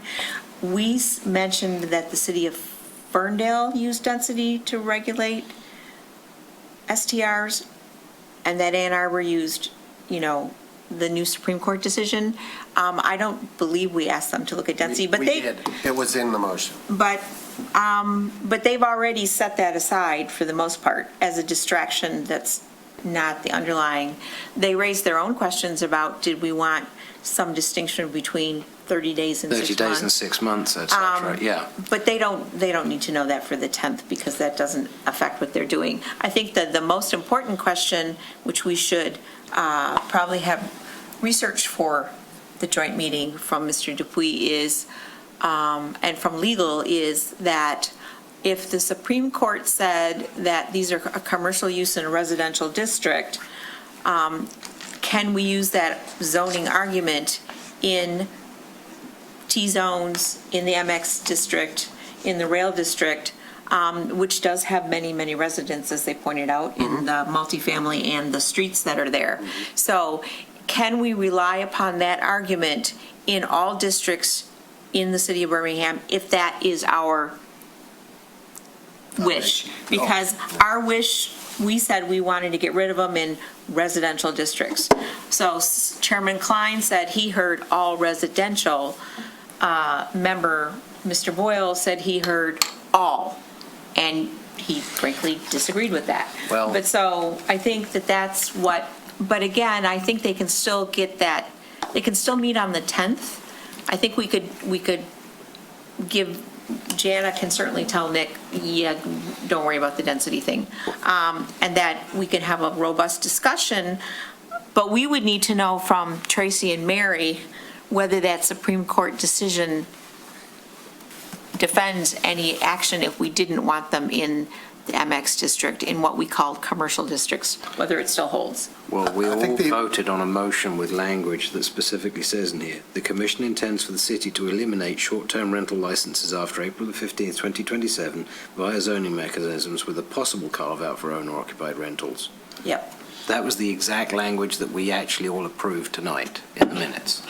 So to your point of is it residential or is it all, that actually says all. So perhaps to quantify, and this is where I was looking for more quantification on answers to the questions, it may well be that there are two pathways. Residential appears to be very clear, because I read the residential zoning the same way as the letter did, to be honest with you. But in mixed districts, if it says that we can have commercial, okay. That then needs to be the subject of a different set of criteria because there are different rules in force. So that might give two specific parameters right now to allow a meeting on the 10th to be more profitable instead of waiting for the 15th to have this conversation. I think the point being made is that as much inter-board communication as can occur, the better. Commissioner Host. Your original notion, Mr. Mayor, was that we get the questions from Chairman Klein and we take care of them at our agenda June 8th so that they have the answers that they need for June 10th, which is in keeping with what Commissioner Kolb said, is we got to move this fast. I agree with you. If we can get questions and we can answer questions, that's what we're talking about. Yes, City Even Manager. to your point, even if you have that discussion on June 8th, it will be passed when the packet goes out. But the information that if they start drafting any language or whatever would not have the answers reflected in it, but they could still use Watch that. the meeting. We're Yeah. going to have short-term rentals report on every agenda, right? So it's not like we're not noticing it. I just think it merits a little bit more discussion rather than just having 2 pages and then nothing more when there are 2 opportunities coming up beforehand, because it is a high-friction item. Okay. Are we done with short-term rentals? Good, okay. Last thing, we have information only, and I wanted to question and highlight, I suppose. We are including a notice of a public hearing in Bloomfield Township regarding the hamlet of Bloomfield Manor, which is 7.15 acres with frontage on Big Beaver to the north and Manor Road to the south. So is this because it's near Birmingham? Yes, because It's not state. in Birmingham. It doesn't Correct. even. State law requires to send out notices to all property owners within a certain distance from a property, even if it's in another jurisdiction. What is, I know that area pretty well. Birmingham doesn't kick in until Warwick, right? The very end of Warwick? But does it turn the corner on Manor?